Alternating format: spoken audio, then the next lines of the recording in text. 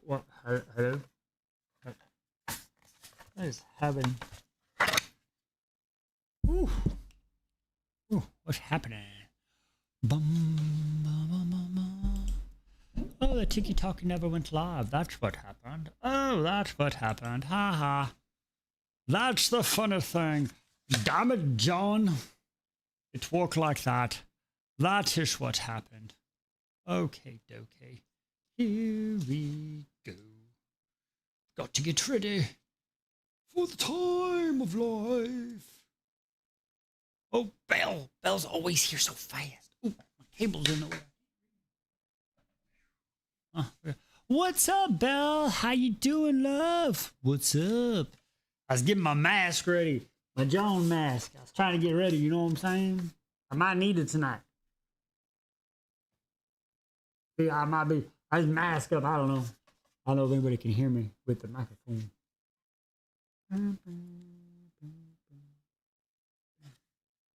Yeah, I don't know. I don't know. We'll figure it out one day. That's good with the small mic, not the big mic. I don't know. We'll figure it out. How you doing? How you doing today? How you doing? How you been? How you been? Oh, you can hear me fine. Actually, that's pretty good. Ooh, that might come into play then. No, we're doing pretty good. We're doing pretty good. We can't complain. Had a good day. We went to the park today. Had some fun. Did some yard work. Now we're going to possibly finish tonight. I don't know. I mean, I don't think there's that much left, believe it or not. Excuse me. We got Liz working on the Gambit outfit, so she's been locked in. I was grabbing Timmy. I'm not set up tonight at all. For being a prepared person, I am not prepared at all. I move Timmy over here. Oh, no. I gotta put Timmy. Huh? Yeah? Do you not see me on YouTube? I see me on. Now she freaking me out. Hey, yeah, she just walked back inside. I don't know. I guess she said she said YouTube. I don't know. Why is Timmy? There we go. We have to do it like that. There we go. There we go. Or did I have Timmy? I think I had him like that. No. What do you mean? I mean, I don't.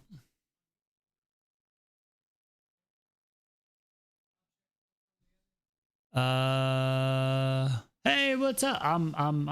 It says streaming. I'm not sure, love. I can't. My phone is here now, so I can't do anything. I don't. Bum. It says there's one person watching. Look, there's a high load. All right.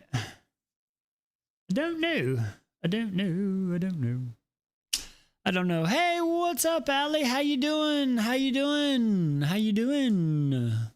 What's up, Am? How are we doing? Hello, Bobby. What's up?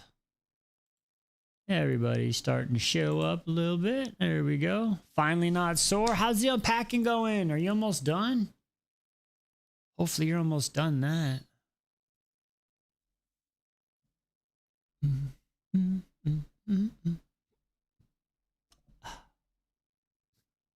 He said, hey, oh yeah, she got three flights of stairs. She got 3 flights of stairs. She working them glutes like a mug. I wonder if are you counting your steps, Em? I wonder if she's counting her steps.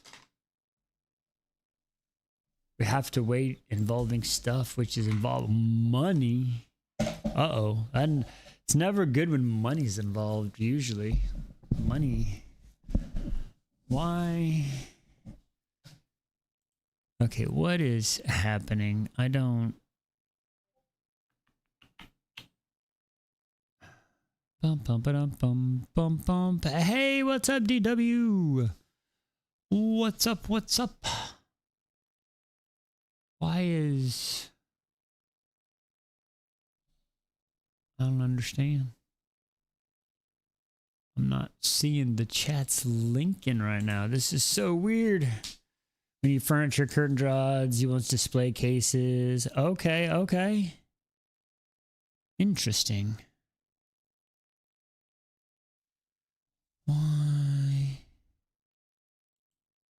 That's not working. Let's try this again. Boom, boom, boom, ba-dum, boom, boom, boom, boom, boom, ba-dum, ba-dum, boom, boom. Just got I hope it was a good day for you, DW. I hope that was a good day. I hope that was good. Ready for some story time. Nice. I hope so. I hope so. I'm enjoying the story, I'll tell you that much. And we need to mount the TV and unpack the garage, then we're done. Ooh, okay. Okay. I like it. A Picasso.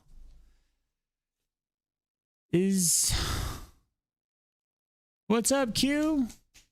Hey, Liz, is it still not showing up? Because then I need to, like, stop it, I guess. Figure out what's up. If not. Bum, bum, ba-dum, bum, bum, bum, ba-dum, bum.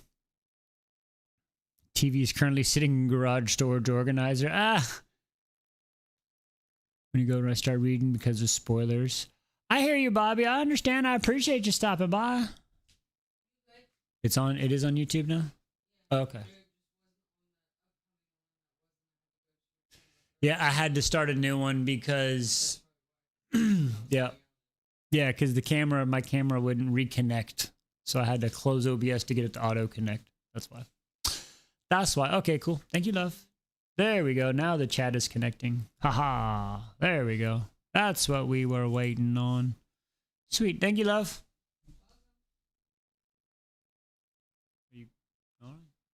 I think she's going back in to work on Gambit, y'all. She's trying to get that done as we got the Comic-Con on the first and the second. We got to do that. So, excuse me. So she would probably be staying inside for that.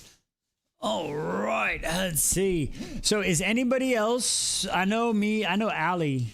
I know Allie's reading this. Is anybody else reading it? Is anybody caught up, or are y'all just kind of along for the ride? Because I believe we'll be done tonight. Believe it or not, I think we'll be done tonight. Yeah. She's at what? What did you say? Yeah. Excuse me. Ladies and gentlemen, boys and girls, voices of all ages. Lady Liz.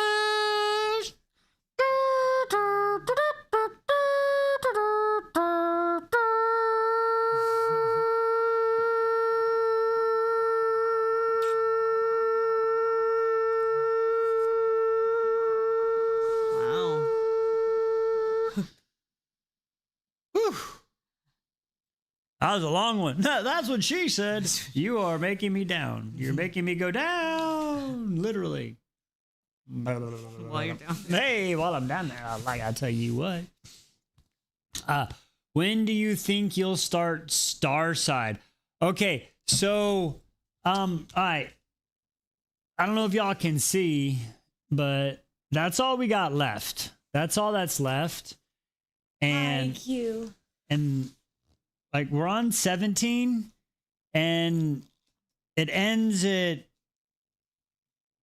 like there's like 60 pages left. So I might finish it tonight. It might be tomorrow, depending on how everything goes. Friday or Saturday. Well, I mean, it's Wednesday. If I get it, if there's only like 2 chapters and I finish those tomorrow, then I would start it on Friday. So yeah, so probably Friday. Starside, I mean, it could be as early as, I mean, if we finish this tonight, it would still be Friday. So Friday. Even if I don't, it'll Friday. I believe Starside will be Friday. Yep. Yeah. Friday. Yeah, Friday. I will start Friday. No matter what happens, I will start it Friday. There we go. How about that? That way we can lock it in. I have committed, locked in. There we go. Okay, thank you. Planning my reading around this. Ooh, what does that mean? That is exciting. What does that mean exactly? I thought she already read it. Was she not in the group that already read it? Oh. I don't know either. You're going to do... Oh, okay. Okay, cool.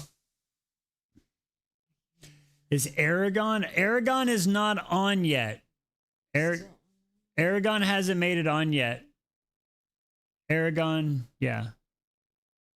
I have one chapter started side, then decided to... Okay. I got you. Yeah, I haven't gone inside the channel yet. I just go in there really quick and then hit to the very bottom so the messages don't pop up. I've read one chapter of Starside, but then I decided to wait. Yeah. Aww. That's cool. Is DW here? Yes, DW is here.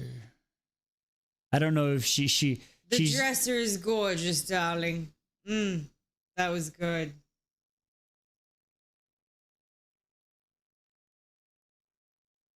I loved it. It's so pretty. You did such an incredible job. It had so much personality and all the whimsy. It's gorgeous. I forgot about it. I'm not gonna lie, I forgot about Aragon. We have to make sure that gets added soon, because that's only what? That's like a 3-book. Aragon is what? 3 books? 2 books? It's not very big. I know that. Yeah. 5 books? Oh. 5 books. Okay. So it'll have to wait until we have a lot of series on there, so we can add it on when one of the new series, when one of the series comes off, since it's a big one. Because Aragon, everybody's been asking me to read Aragon for a while. I'm not going to lie, I forget about that one. Murtaugh is like a semi-sequel series he's writing. Okay. It sounds intriguing. I like it.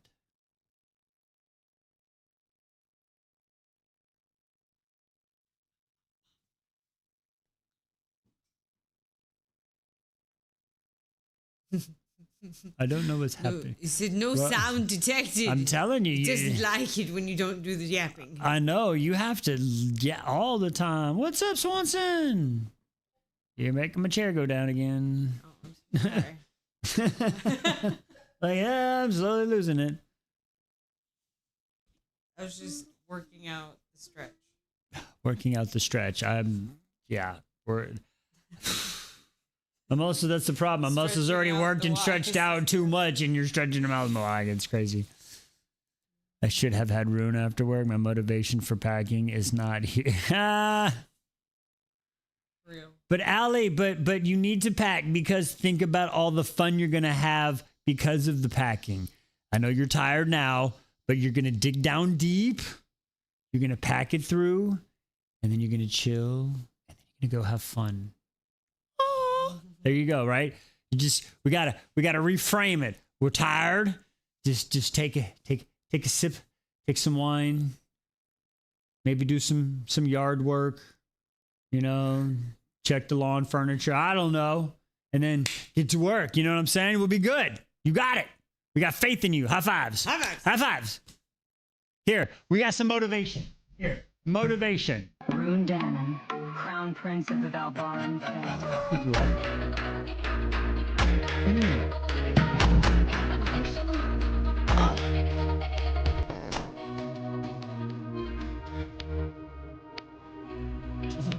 Sure has forever been ruined for me.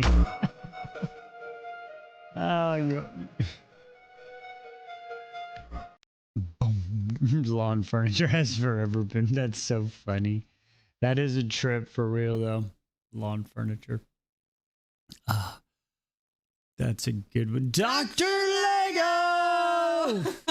Jane, show me a soda. I miss fuzzy water.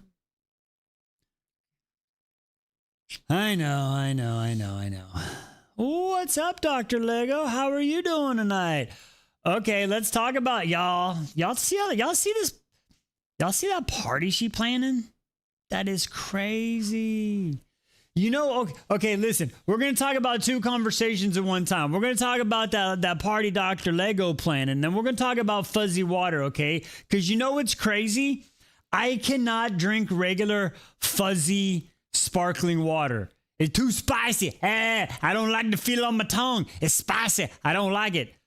But yet, I can drink a soda or a Sprite or a Mountain Dew or anything else with carbonation, no problem. But regular fuzzy water, oop. DW, I'm so FOMO for... Allie, is Allie going too? And Courtney, right? Hey, y'all ever see that movie Party Crashers where a bunch of people like go to like cool parties and crash them and stuff? I'm just saying. I mean, what's the worst that's gonna happen if we were to show up and what's she gonna do? No, God, please, no, no, no. That's the worst that could happen. You know what I mean? I'm just saying. Get out. I'm just saying. I'm just saying. And if she says get out, fine. Then we'll just go across the street and we'll circle the cars on the cul-de-sac and we'll have our own party. I'm just saying. I'm just saying. I can have clear sodas, but nothing dark. We're both weird. Okay. That's interesting. Nice. I have a guest bedroom. Oh, see, we can stay at her place. Ooh. And we have. Oh yeah, and we'll talk about I'm intrigued about all this mask talk. I did not realize my Sprite drink is going to be called Tamlin's Tears. That's a good one.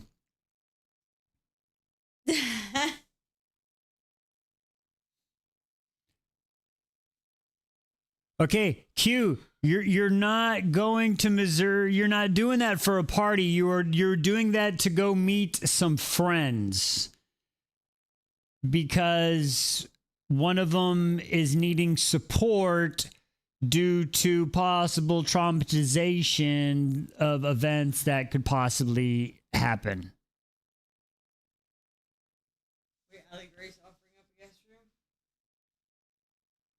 I'm just saying, I mean, we could I mean, I could be having a psychosis mental breakdown. Why are you going through it now? I mean, if we have to give Q an excuse to going to Missouri. Oh. I'm being an excuse. That's all. I'm just offering my services and medical records. Would you like to come in the view?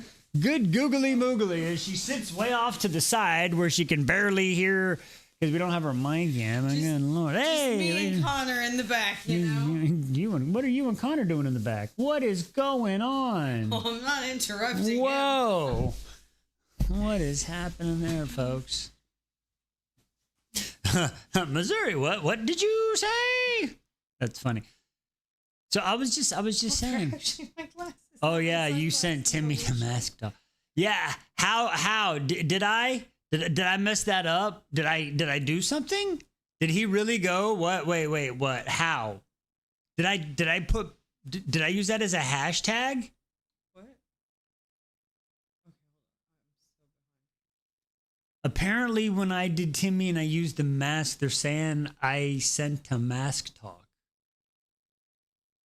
Apparently, I used Mask Talk as a hashtag. I don't know. That's why people. That's why y'all were making so many jokes about masks. I didn't understand what was happening. I've never. You do. I don't think anybody's responded though. I don't think anybody from. Okay. Wow. Oh, I didn't know I put that hashtag. Did I really? That's a very me thing to do. Oh, that's hilarious. I would do some. Oh, wow.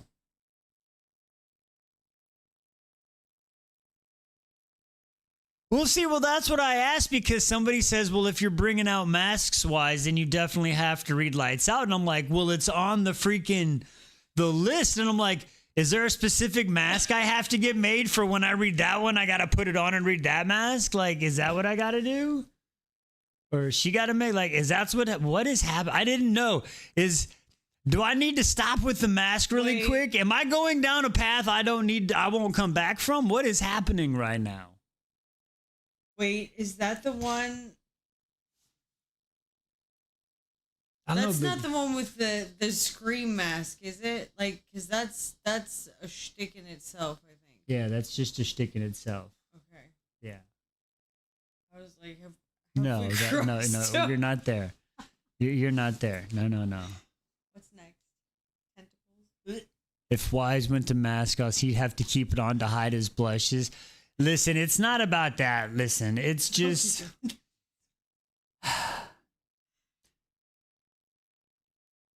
I understand what's really out there. Okay. I have seen debauchery. I have. This one, on the other hand, is not so much. So I don't like to bring up the conversations a lot because it's hard to explain what certain acts are to somebody that doesn't really understand. And then to have that conversation. And then this is what happened. Like, oh, what? And then she said, that doesn't have, like, no, that's a regular. I'm like, people don't do that. He's like, girl. Yeah. So that's why I don't talk about it. Like, she is innocent, y'all. Okay. I love her to death. Okay. But again, I understand. All right. She's so, again, when we were playing Cards Against Humanity, there's a card that says pixelated fluids across the facial area. Okay. Like, what? It sounds like titty-cocky. You know what I mean? It's pixelated titty, but not the titty, but the booty cocky. You know what I'm talking about? And she was like, what is this? And to try to explain that, people, what? What did you say? She's like, No, God, please, no, no, no. He didn't see me in the art lab last night when I found a really nice piece of leather and I took it and I went up to the bench and it was right behind. And I took it and I smacked it down and it cracked on the wood. All their heads snapped. And I'm like, I had a maniacal laugh after. That was great. does she know, you know what the Eiffel Tower?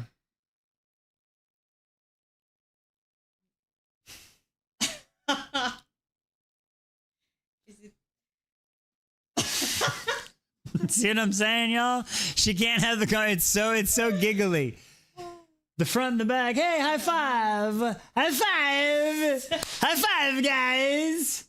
And the question is, if you had to do one of those, if you had to do the tower with Jesus and Satan, who would you want where? Who's in the front, who's in the back? Think about that one. I'm just saying. Digressing. There you go. Think of that conversation. Think about it. Think about it. Think about it. She's like, nope, no, can't do it, not happening. I'm sorry, I'm not Eiffeling nobody's tower. see what I said? We love her. We love her. We love her to death. Oh man. So that's why, yes, that's I would be so overstimulated. Jesus Christ. Nope. So overstimulated. Do we have to start it? I'm a single focus kind of. A single focus is wild. Jesus is so polite, he never. Exactly right. Oh, that's funny. Complete with fish. We've already had that discussion before. That's hilarious. Oh, man. Oh, look, here. We're going to. Isn't there a whole song that it doesn't count if it's in the back That was funny. That was funny. That is a good song. but because I love Jesus. I think that was the name of it. You should have seen. You should have seen her face one time when she accidentally slapped me. I don't like it. Oh, it was funny. The good Lord would want it that way. Yeah, Emily knows what song we're talking about. Yes. Yes. That's epic. Oh, man. Okay, so that's why, and it is okay. So Blue Skull Mask, excuse me. So that's why I don't talk much about it. It's to preserve her pureness, y'all. It's all it is. She's like Feyre before the Fey wine and stuff. Y'all soak like the Mormons. Y'all are wild. Oh, that's hilarious. What are you laughing at?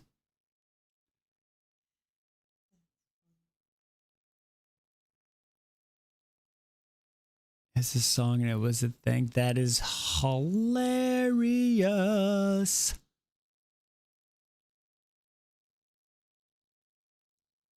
I listen, y'all keep put mommy dommy list is so hilarious. Cause y'all say that and I try to picture it and then I see her all like get down. And then I just see her breaking into laughter. I'm just like, come on, come on. Straight face, man.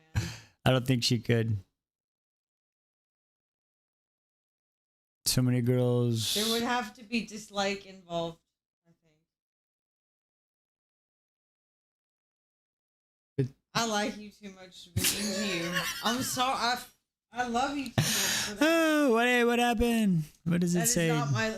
Mean is not my love language. That is She not. said mean is not my love language. I think we lost a tiki-talkie for a second. I don't know. I might talk shit. But I'd rather not. She said I'd rather not. On the mean. Nah, I think it just dropped out for a quick second there. It just dropped out for a second. I don't think we got in trouble yet. I know I did too. I was waiting, but it actually said I lost connection. I looked over looking for the restriction. I was like, oh, we found the soft spot. It's soaking. That's the soft spot, apparently. You're not allowed to soak your clothes in stains to get stains out. Soaking in the dumb mommy list was too much. See? That's where they draw the line.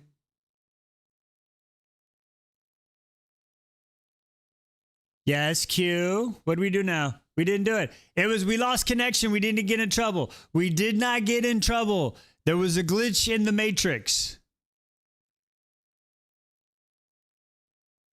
No, your comment just didn't get posted because we glitched out. That's why. And the crows drank out of her cup. Heck yeah. Q, pick a button. We're celebrating crows up in this bitch. No, not you. Q gets to pick the button. Q gets to pick the button. Jeez, you can have a button later, but Q gets to pick it first. See? See? What? Because I fucking knew what button. Push the button. See? Gee.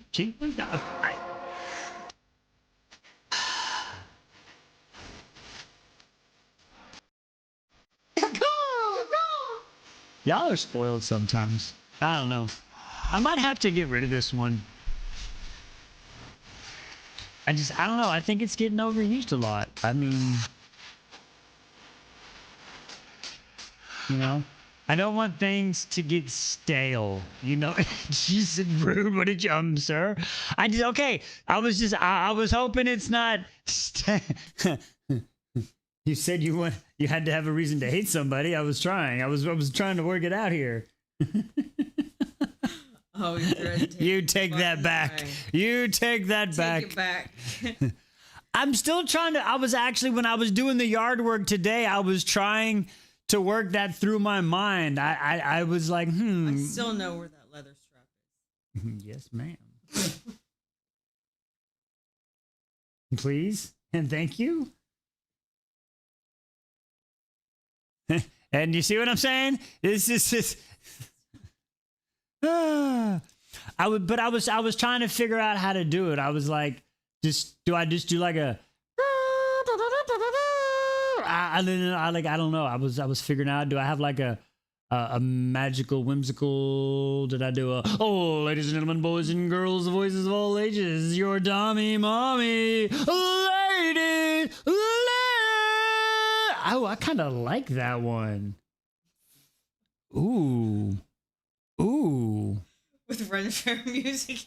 Ooh. And a twinkling fairy. Okay, maybe. Yeah. Okay, we need some fairy Ren Fair music that I can sit there and yeah. Exactly. Ladies and gentlemen, boys and girls, and voices of all ages, wise beyond the stories, proudly presents to you the one, the only, that crafty witch, Dommy Mommy, lady.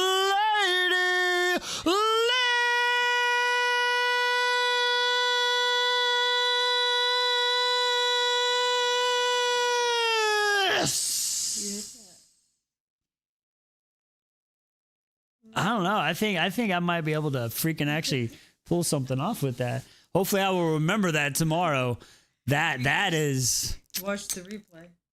How far in? That is about 30 minutes in.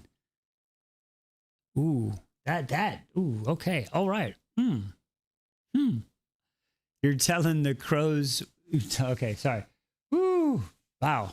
Award the title, Dommy Mommy. Aww. Perfection.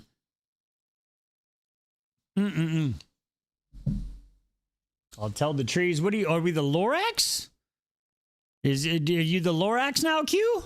The trees are all connected. They talk to each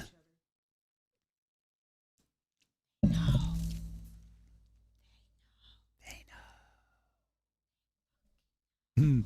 You know. You fucking know. The trees are connected. We learned that in all the shows with nature and Gaia, and the trees and the earth are all connected. I'm telling you. That and then the mushrooms. They grow the links. The mushroom and the mold. Mm-hmm. When the trees are too far apart, they send their little spores out to make friends and interconnected. Yeah. Did you guys see that mushroom show? What was it? What did we watch on Netflix? Yeah. That was fun. That was an explanation. Oh, thank you for the gifts, love. Appreciate that. I do too. I wish I could find them a lot more around my area, but unfortunately, I just have them in a place where I cut down a tree, and they are not the kind that I am able. Anyway, so there I was, mid cluck.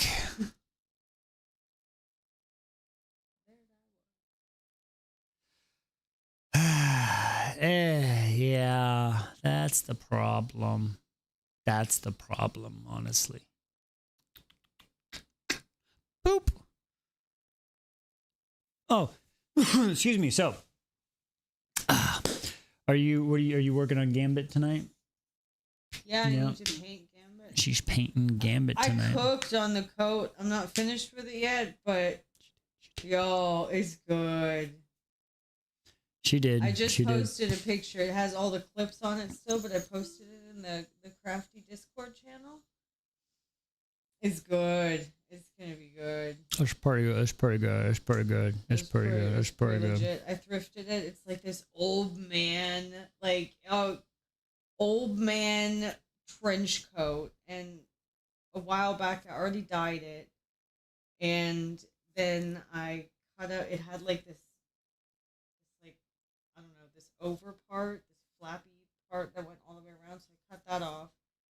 And then I took it in on the sides because it was way too big. and I added this like faux reptile leather on the collar to stiffen it up. Definitely looks like something Gambit would have like pulled straight out of the bayou. Um, and I'm adding like a steampunk spin on it, and then like parts of the Marvel rival. They had this like cool fleur de lis pattern on the back of his collar, so I added that.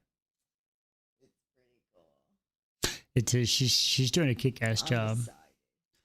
It's pretty cool. And then it was funny the other day. She was looking around and she found a picture of Rogue in a Ren Fair style dress, and she's like, maybe I'm changing. So I don't know. And I'm thinking about. I have an idea, but it's only contingent if I can get some of the other things done before I even start on that, because I don't want to. But I would love a whimsy rogue.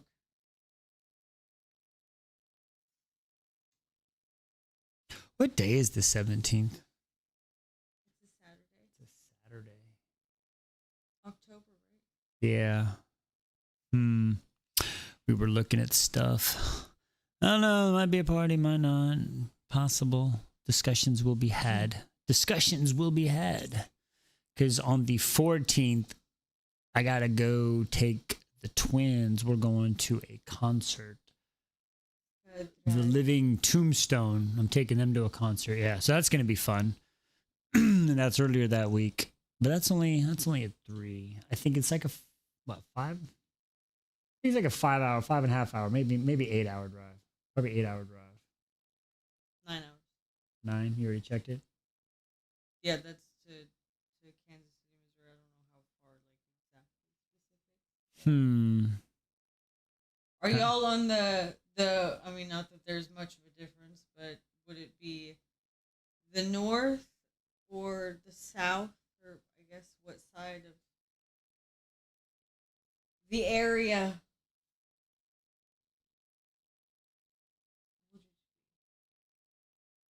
Well, we could just pull up the ad. They sent the invitation. Once my phone's off, I can pull up the address. Oh, that's right. We could do an exact. I didn't realize drive that we time. actually like Yes. got an official. Yes. That's wicked cool. How are you falling? Because you're tired, Emily. That's how you're falling asleep right now. You're tired. You just moved your family from one house in state, and boxed everything up, put it in vehicles, drove, and then unboxed everything from the vehicles, put it in the rooms, and then you've had to unbox everything, put it in places, and then do all that stuff. So you're tired. How about that?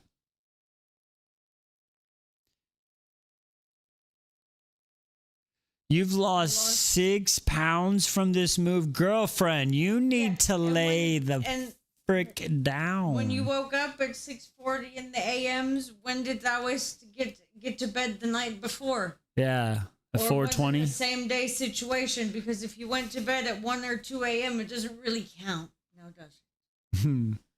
I mean, it semi-counts, but not all of it. You can't do that. You need more rest. Tommy Mommy said so. Get more rest. Do it. Ooh, give him the finger. Give him the finger. Give him the Tommy Mommy finger. Ooh, point all of them. Command hand. Command hand. Don't point. There you go. Command hander. You don't want any fingers pointing back. Command hand. There we go. See? See, and watch. She will get some good sleep tonight. Oh, that's great. I am working. I will work on it. I will work on it. I have to figure out what pictures and what song. What song would be? Ooh, wait, Allie Grace says she's going as the cereal. What are your thoughts? Let's talk about that. I want to know. Are you ready to share? If you're not, that's okay.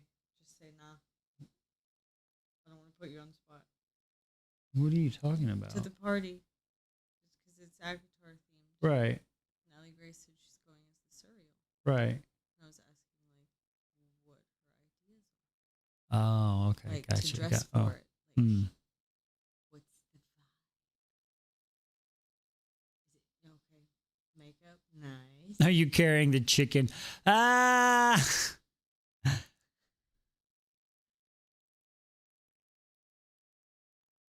Isaac, yeah, let's go, Isaac. Good job, buddy. Pretty soon we're gonna have Isaac in here hanging out with us. Levi.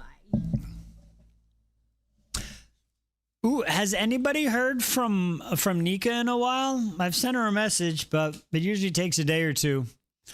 But I haven't seen her in a bit. I haven't seen her post. I send her a message at least once a week, but I haven't seen anything this week. Excuse me.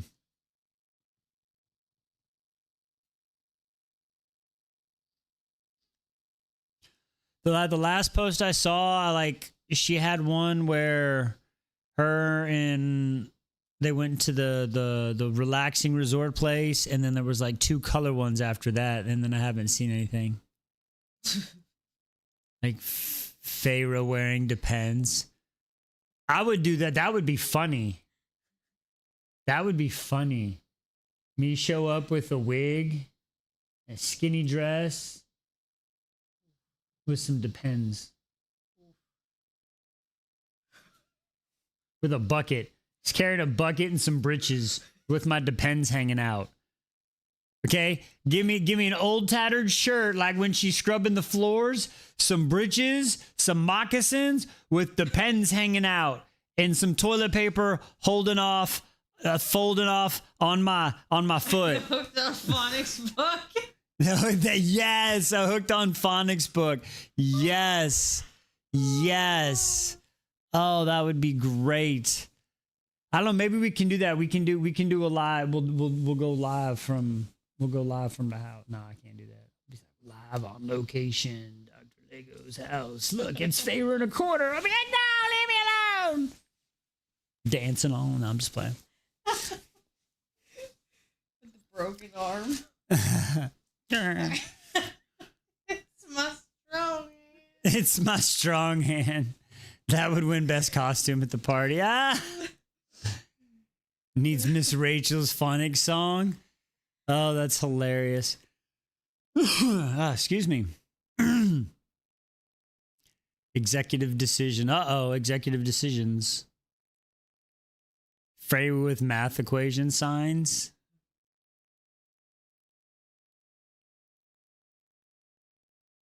Oh, that's good, Belle. Okay, awesome, awesome. I'm glad somebody has.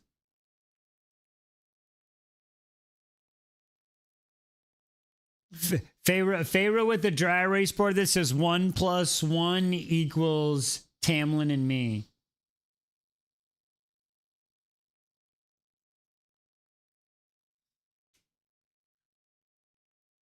Two people with Tamlin and me. Sit down. You should sit down, bitch. Go back to Grasshopper. I still want to know what the freaking riddle was. That's all I want to know. I just want to know what the riddle was. No, on the wall that she couldn't read. The one about the grasshopper. Today, Junior. I want to know what that riddle was. I know what the other one was because when I read it, I was like, it's fucking love. That's the stupidest riddle ever. I was like, how is this? Remember? I was even clowning you like, why is this even so hard? I thought she was so witty. I was like, Amarantha, you're done. It's love. What are we talking about here? This is dumb. Why are we wasting time? Let's go home, fellas. Fellers? Nah, we gotta go fucking cover ourselves in shitty worm poop. Anyway, digressing. Sorry. We do need a POV of an official one, not the fanfic one. I'm just saying that was Does anybody read wild. that? It was a good riddle. Was it really? I mean, it rhymed. I mean, like, what are we talking about? What is the definition of it rhymed? Yeah, okay, if that's what it means to have a good riddle, it rhymed. Like, okay, like y'all. Oh, Emily Googled. It was pretty apt. Even Timmy's like, that was bad.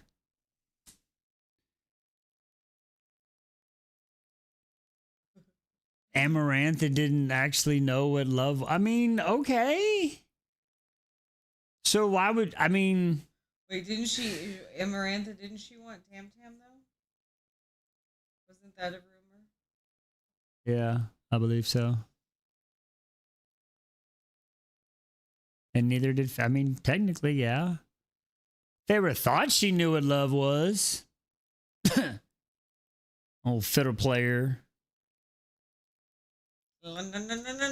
All right, Court. Have a good night.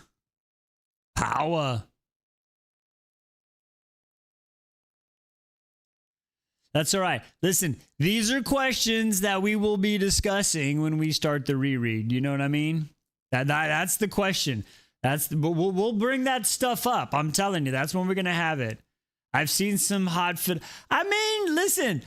I had the shade pulled over me when the man was playing his fiddle, okay? I'm not gonna lie. I was like, all right, maybe the motherfucker not too bad. But I mean, he turned out to be let's say it with me, chode. Sorry. I had to have that on quick draw. But, you know, the signs are gonna fall again. Evelina chode. But you know what I'm saying? Like, but he's trying. He tried. I'll listen. We've met worse, okay? We've met worse than that man, that chode. He's just the original. Unfortunately, everybody gets compared to him. But there is worse. Chodus. I think we agree, right? I think we agree Chodus is worse than freaking Tamlin. He's just, exactly. He's the OGC. The OGC. That's hilarious. There's Jack Barlow. I mean, he's back there too. He is back there too. But see, the thing is he's more like just evil. You know what I mean? Hey, what's up, Sam? Like Jack freaking Barlow, that dude is a fucking, he's a chode. The fictional characters, TikTok, they're all fictional characters. Anyway. Oh, Arabin. Also. Oh, Arabin, like absolutely. He's worse. He's definitely worse. Excuse me. And he would have probably been the original chode if I would have read Throne of Glass first. So what's the next level? If there's chode, omega chode, and then Arabin, he has to have his own level of chodeness. That's called Arabin. Arabin chode. Like I don't even know what to go past omega chode. Super omega chode. Supernova chode. Supernova chode. Hemchode. Ooh, hemachode. Yes, the hemchode. The hemchode. I mean, he's the chode that likes to suck a hemorrhoid. You know what I'm saying? That's Super Saiyan chode. How many different levels of chode can we get? I do have to come up with the final. What is the final level of chode? I guess we got to figure that out because that is. I mean. That's a Sunday brunch discussion. We'll have the level of chodes. We need to break them down. We have chode, omega chode. I mean, I used to say 10 levels, but I couldn't remember them all. 10 chodes equals 1 mega chode. And then 10 mega chodes equals an omega chode. And then 10 omega chodes equals an Arabin chode. Mm-mm.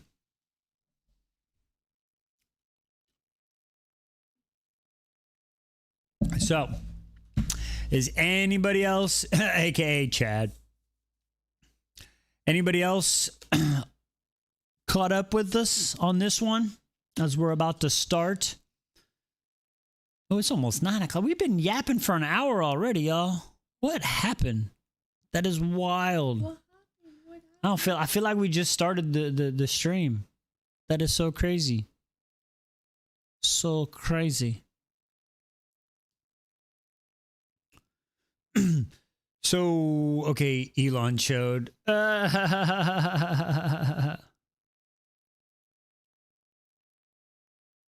All right, Belle. I understand. I understand. Hope you're feeling better. Are you feeling better, Belle? I know Monday you weren't feeling too good. You feeling better? You still need to start, Sam? I'll tell you what. It starts out fast, and then there's a lot of story building, and you're meeting new people and stuff, and then you can feel like I'm at that. I don't know if y'all saw the videos today, but we literally just saw both sides with their plans. So we're about to be at that. If this were like ACOTAR, I would describe it. We just got walked down to under the mountain. Like, you know what I'm saying? I think that's about where we are. You're on that last level. Yeah, I'm on that last bop bada bop. I think tonight's read will be the action, and if we don't finish it tonight, like tomorrow would just be the closure part of the story. You know what I mean? Because we're on 17, 18, 19, 20, 21. There's only 5 chapters left, so. I'm sorry you're still going through it, but I'm glad to hear that it's like starting to go into a better direction. Yes, I'm glad they are going on a better direction. All right, Dr. Lego, we will see you down in the cold. I have to think of an outfit. I'll do the drive. You gotta figure it out. We have to figure it out. All right. I think we're going to get started on the story because I believe everybody is. All right. All right. Love you. I see y'all in a bit. Boop, boop. All right. Well, we're going to get started here. Goodbye, love. They said goodbye. She says goodbye, goodbye. All right, so we're going to get started here. So for all those that have been caught up with this or haven't got started yet, this is y'all's time to bounce out. I appreciate y'all stopping by and hanging out with us tonight. All right, and with that being said, let's get into it. Flames to the Beast, chapter 17. Excuse me. Approaching Danger, September 3rd, 1881. All right, it's been a few months. We was in the summertime in the chapters today, so now we're in September time. All right, cool. Marching through the steep mountainsides of Virginia. Ooh, we're in Virginia. Keller and John. Hey, come here, John. Come here, John. Come here, John. We got John here. That's John, if y'all didn't know. Keller and John. Oh, wait. She's not coming back out. Let me move the chair. Hang on.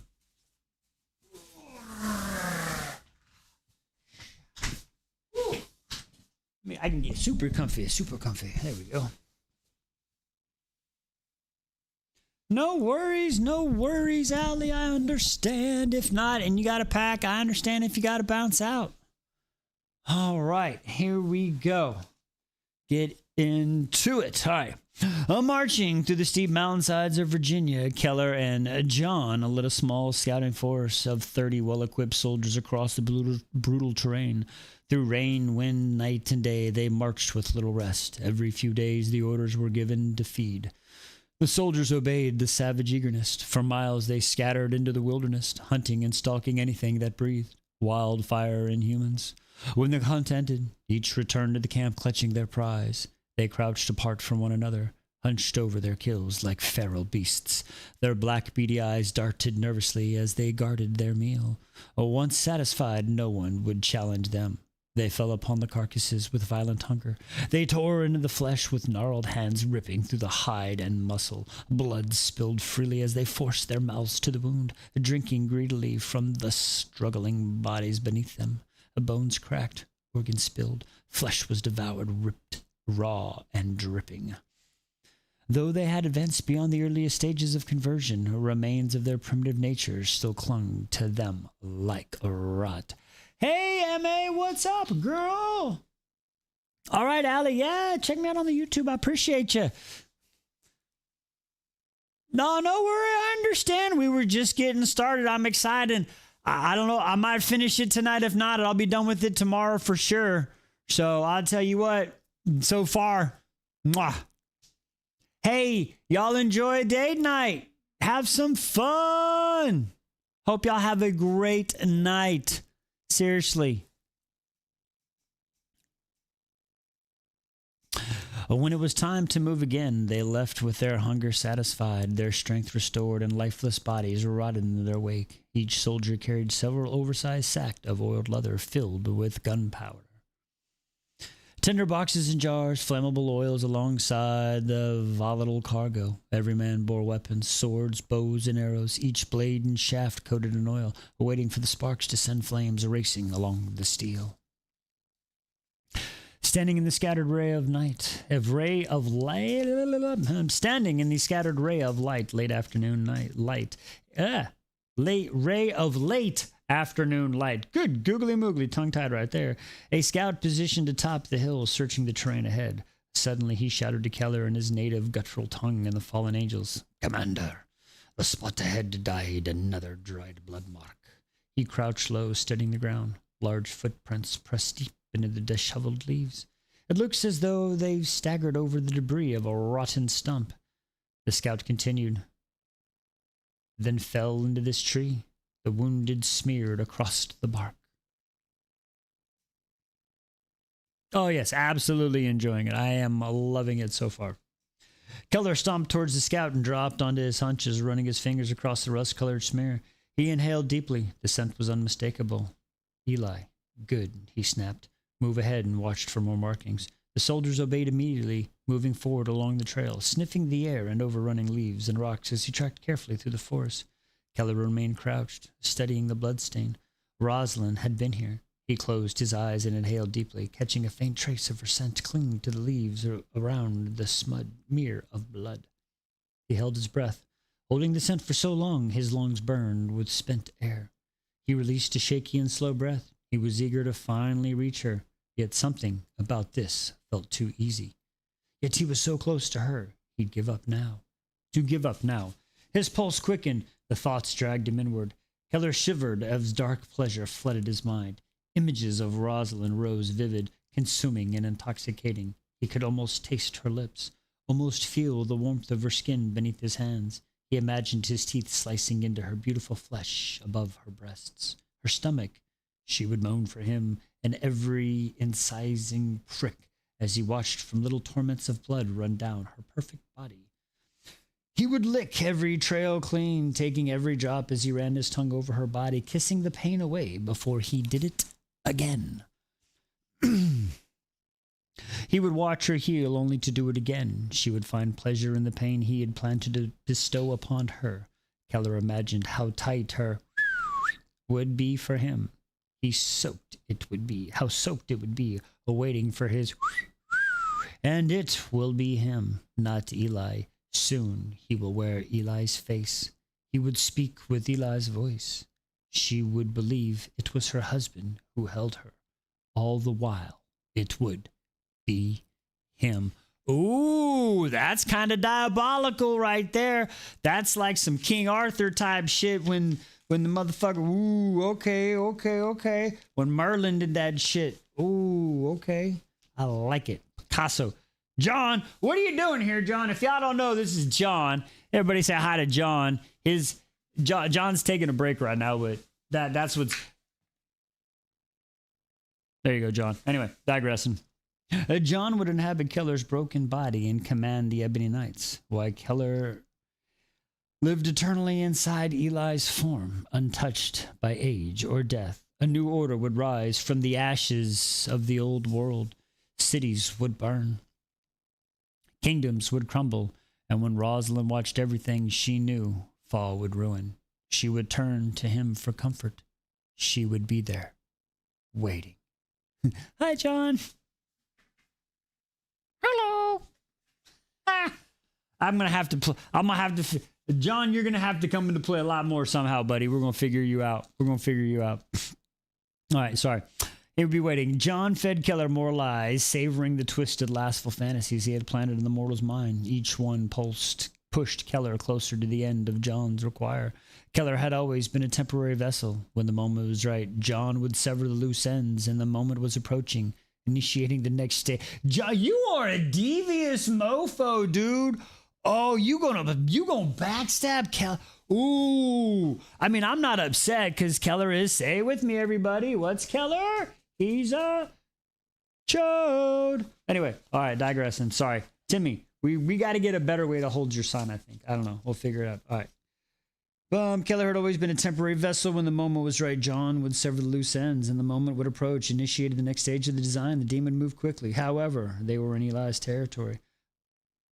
A soft whisper began to coil through Keller's mind. The words slipped through his thoughts. Slowly, each syllable thick and deliberate, luring him into a haze. Surdi, Saka, Velut, Mortu, Anima, Somno, Taktu, Misium, Mekt.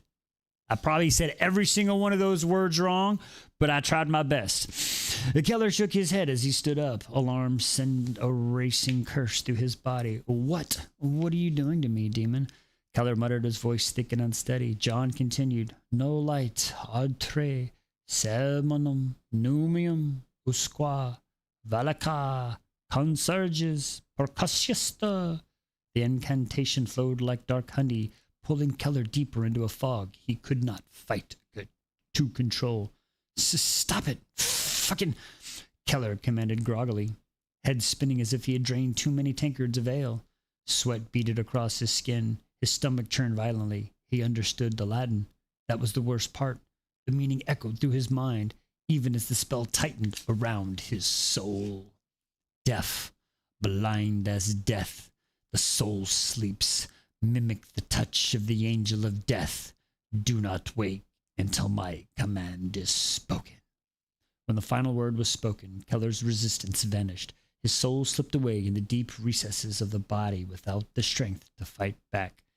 Damn! John seized control. Keller's pale eyes darkened, the color draining away until only the deep, consuming black remained.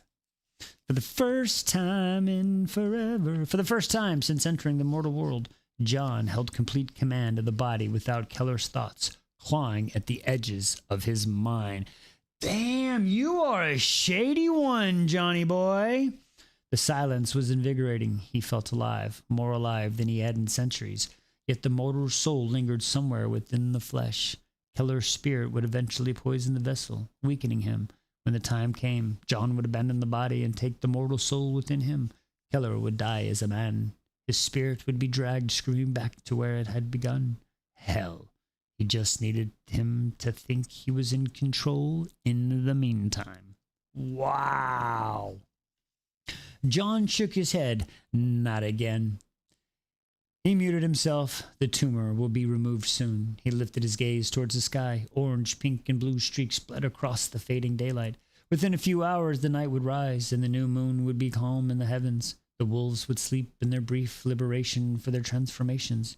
Since the face of the moon would be blackened, it would not call to them. John looked forward again, though his attention was fixed beyond the forest around him. He reached inward to the fragment of the power his master had placed on the witch that had summoned him to this realm eons ago. It pulsed low and faint, but it was still there.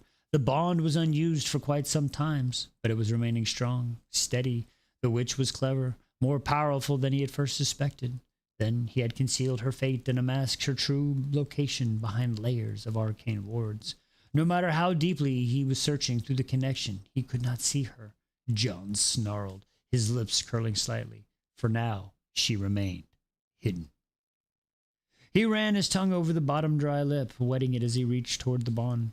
Speaking faintly with the quick authority, John reached out through the bond.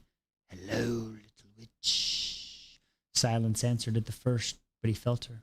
The jolt of surprise racing down the bond with the quick smooth of it into the cold indifference. She wasn't alone, he sensed. She was careful, always careful. Yet she had bound herself to him long ago. No matter how well she hid, she could never fully escape him. His voice slipped through the connection again, darker now. It's been a long time, love. Do you miss me? Imagine you must have, even while playing house with the dogs. Tell me, does his stretch you like mine? Oh, we get a little personal there, aren't we, Johnny boy? All right, all right, all right. John's trying to get under some skin, in some skin. What is happening here? Excuse me, what do you want? Excuse me, what do you want? Her reply snapped through the bond like a whip. The faint smile pulled the corner of the lips. Guess who has finally found a body again? It's not without fault. His tone dropped into a mocking, guttural rumble. But you'll enjoy it. You always did enjoy what I could do, no matter the body I wore. I don't care, she shot back. Leave me alone. I don't want to see you, John teased. Oh, but I want to see you. Come now, little witch. It's hardly my fault that you cast me into this fucking body. Did you think you would rid me of this so easily? His voice hardened. We are bound. Original sin, remember? We created and destroyed something beautiful together that night. That isn't beautiful, Incubus. You took everything from me, from us. For a moment he felt the tremble in her voice before she forced it steady again. She swallowed the lump of bile that clogged her. I rebuke you in the name. John laughed. Did you forget, he purred? You had already forsaken him the first night you tasted what I offered. His voice slid through the bond like a snake. You couldn't resist. You never could avoid the temptation. The delirious poison apple between your lips. You couldn't get enough for me. Every sweet, devouring. Ah, go to hell, she growled. Been there, done that, little witch, John replied calmly. And I have no intention of returning, he paused. I plan to remain here for a very long time. And you need my help, he said dryly. John sneered. Yes. No, she hissed. The angle flared instantly. The pressure of his presence surged through the connection like a fire. Listen carefully, little witch, he said, the voice dropping to a deadly whisper. You can meet me, or I will find you myself. The threat hung between them. I will tear apart everything you've built, everyone you hid behind. I will burn and pillage your world and drag you back to mine and your goddamn hair. The choice is yours. I can't either meet tonight or by dawn. I will have found you. I will wake you in your sleep, holding you down and taking what is rightfully mine. Over and over while your man-beast lays dead next to us. Do you want that? There was a long pause and broke with a sob, before her voice sunken and small, whispering back, I will meet you tonight. John smiled. Good. Wait for my call. The connection faded, the bond dimming into silence. Cheryl gasped as the link broke. The world rushed back into her senses all at once. The shouts of warriors training, the rustling of birds overhead, the dry whisper of autumn in the winds through the clearing, and the frantic pounding of her own heart, masking the turmoil inside her. She kept her expression steady as she glanced around the garden ward as she had been gathering herbs and vegetables. The plants were beginning to wilt under the season heat. Quietly, she began whispering ancient words under her breath. A warding charm. Old magic meant to conceal her path and mislead those who hunted her. She would need to leave it without being tracked to where she went. On the final night of the new moon, the sky lay empty of light. Only the stars shimmered faintly against the vast blackness above. Hidden within the shadows, John sat upon the largest of the border sarsen stones that jagged line the coast of Lake Erie. Since the moment he had arrived, he had been brooding over what must be done and what could be accomplished in the little time and what remained. His soulless black eyes remained fixed on the dark water as he shifted and whispered.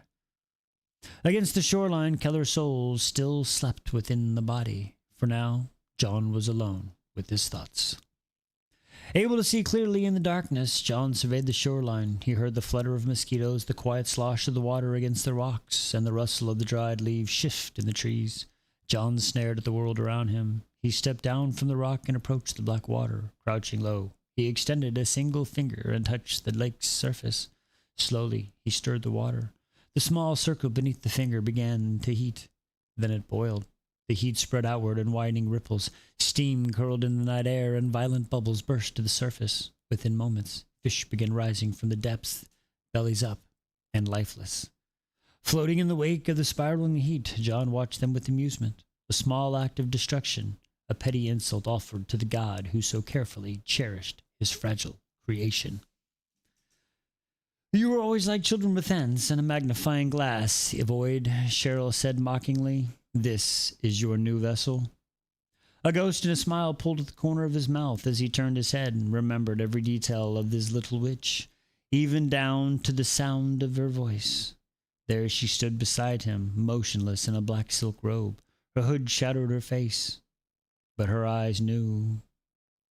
But he knew her eyes were fixed on the water and the mass of boiling fish floating upon the surface. He rose slowly to his full height. I often wondered, he said calmly, if God truly loved the world, why did he make everything in it so utterly defenseless? His gaze slid over with a predator interest. He licked his lips. Remove your hood. Cheryl looked at him again from beneath the shadows of the robe because she was bound to him. She saw him as both the demon and the mortar shell that he wore. His true self shone through, like a phantom overlay in the mortal casting. He towered nearly 7 feet tall, thin, scaled skin of the dark blood red. His limbs were long and powerful, his ribs faintly visible beneath the stretched flesh of his chest. 2 twisted horns crowned his head, and his eyes were black as lakes inside them. When he spoke, dark fangs flashed between his lips. His thick hung low between his legs, the length covered in soft scales, the same reddish black of his skin, enridged in veins, in small grooves.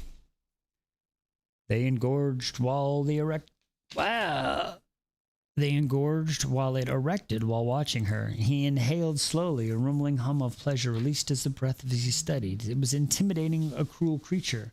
But Cheryl did not flinch. She gave him a small nod. I see you more than you think, Evod. The words had barely left her mouth when he lunged. His hands closed around her throat, lifting her slightly from the ground as his grip tightened. His voice dropped lower and darker. Do you like what you see? His tongue traced slowly across the side of her face and leaned closer. Remove your hood.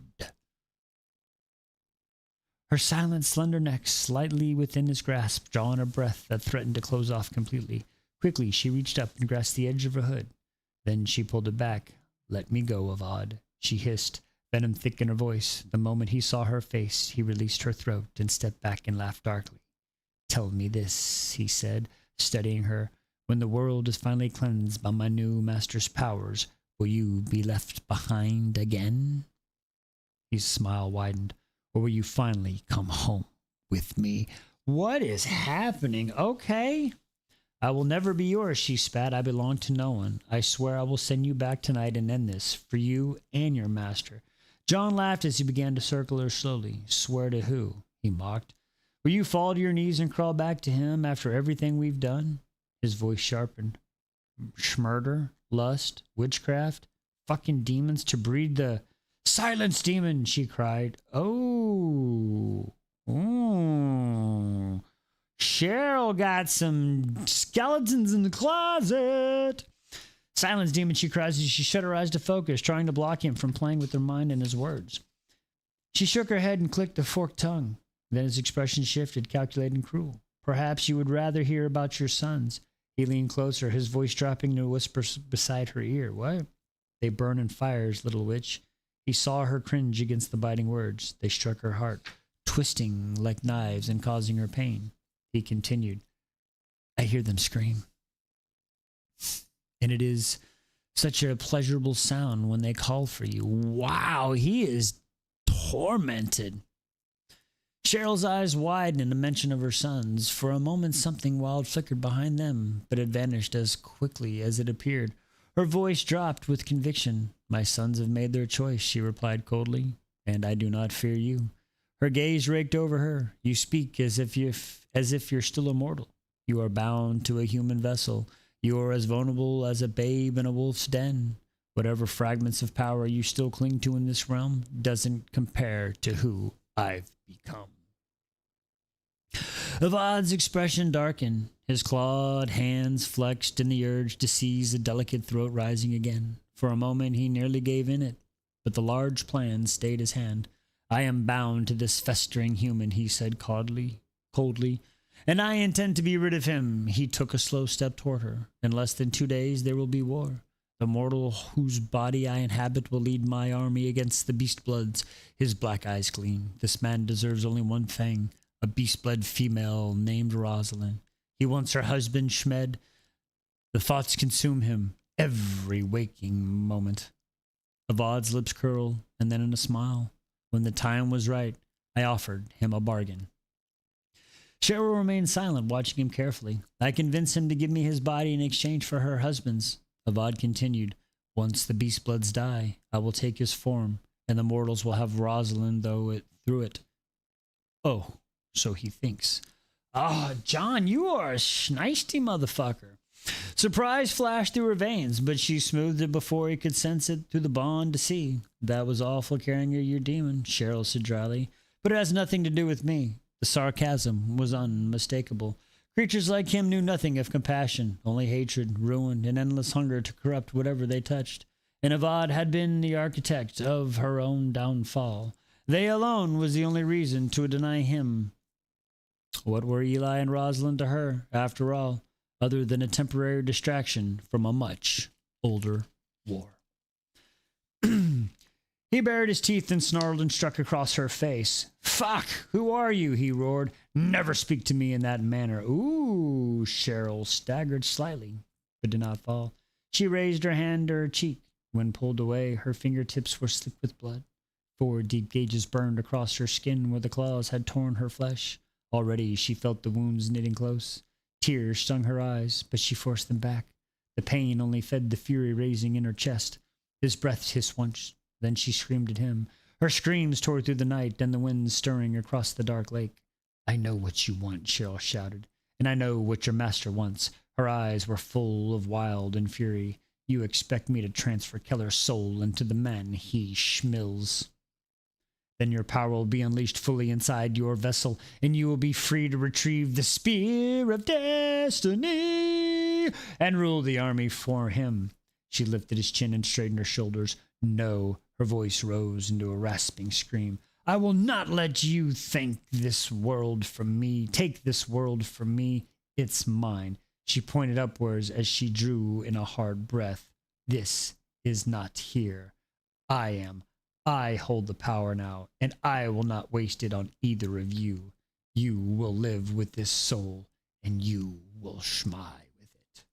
She turned sharply to leave, but Avad moved faster. Hurriedly, Avad grabbed her wrist and turned away to walk to him. You will help me. I will schmill you now. He snarled through borrowed teeth, ready to rip her throat out with his hands. Laite ro! Cheryl screamed. The thrust her hands forward and sunk in his chest. Blazing beams of white heat burst through her palms and tore straight through him.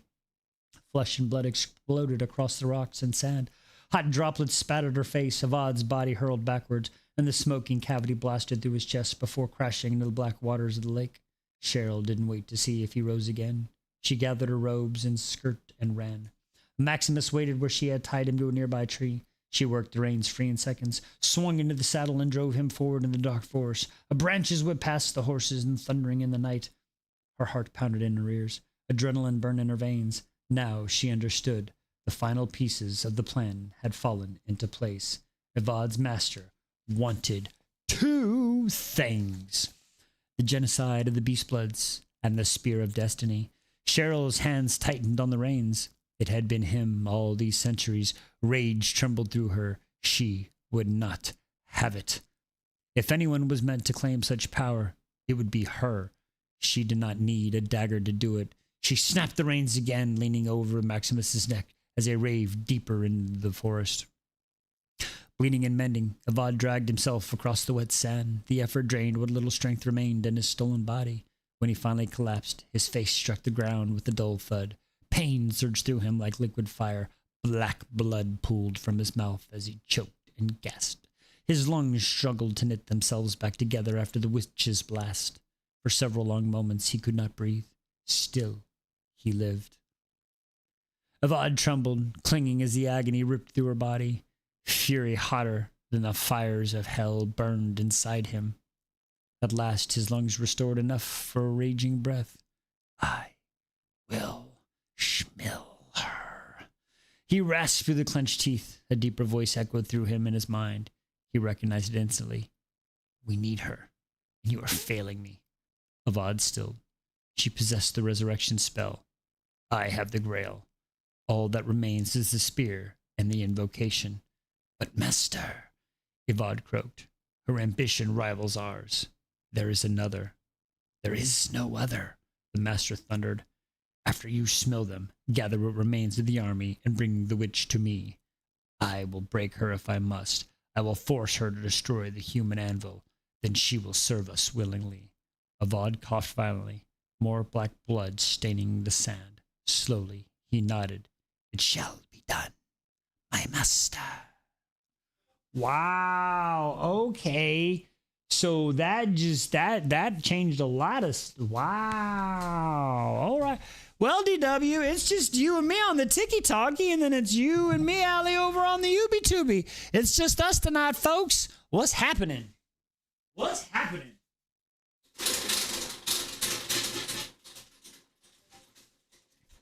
I appreciate y'all two for hanging out with me.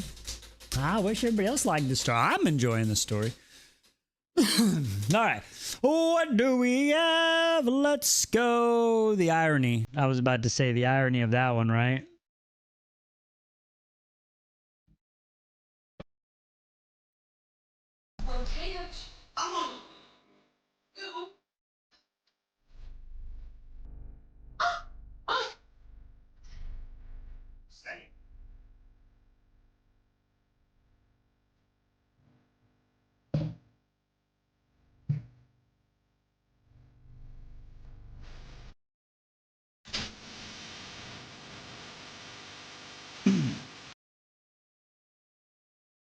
All right, well, maybe we got a small party here tonight. It's just us.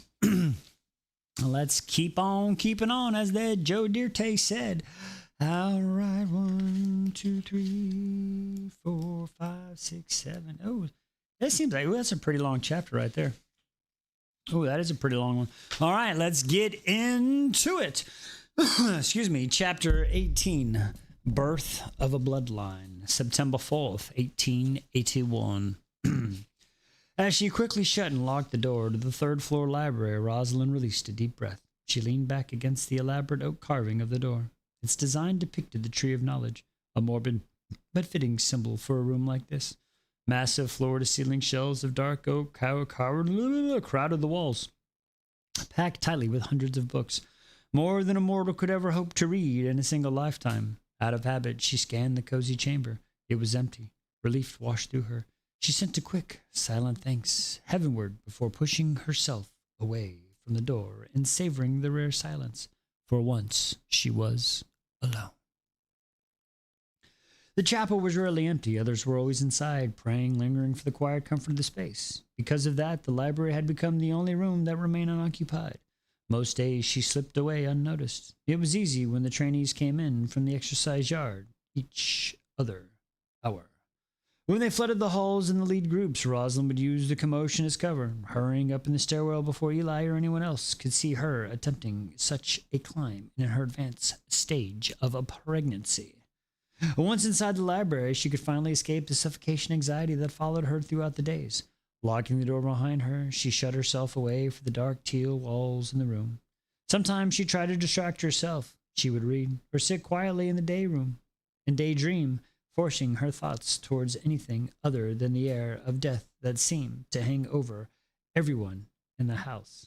But it rarely worked, no matter how hard she found herself clutching her swelling belly as tears spilled down her face. Whispers, silent prayers into the empty room. It was impossible not to think about it, since the moment Eli and George had arrived with the horde of the Beastbloods, the house had been filled with nothing but talk of war and schmeth. When her thoughts had turned to Eli, she couldn't finish them. She shook her head and pushed herself away from the plush turquoise furniture arranged in the center of the room, several feet from the cobblestone hearth. Despite the many comfortable seats scattered through the library, she's always returned to the same place, the wide chair before the bay window that overlooked the eastern side of the property, where the lake glittered in the evening sunset. Fatigue weighed heavily on her as she moved across the room.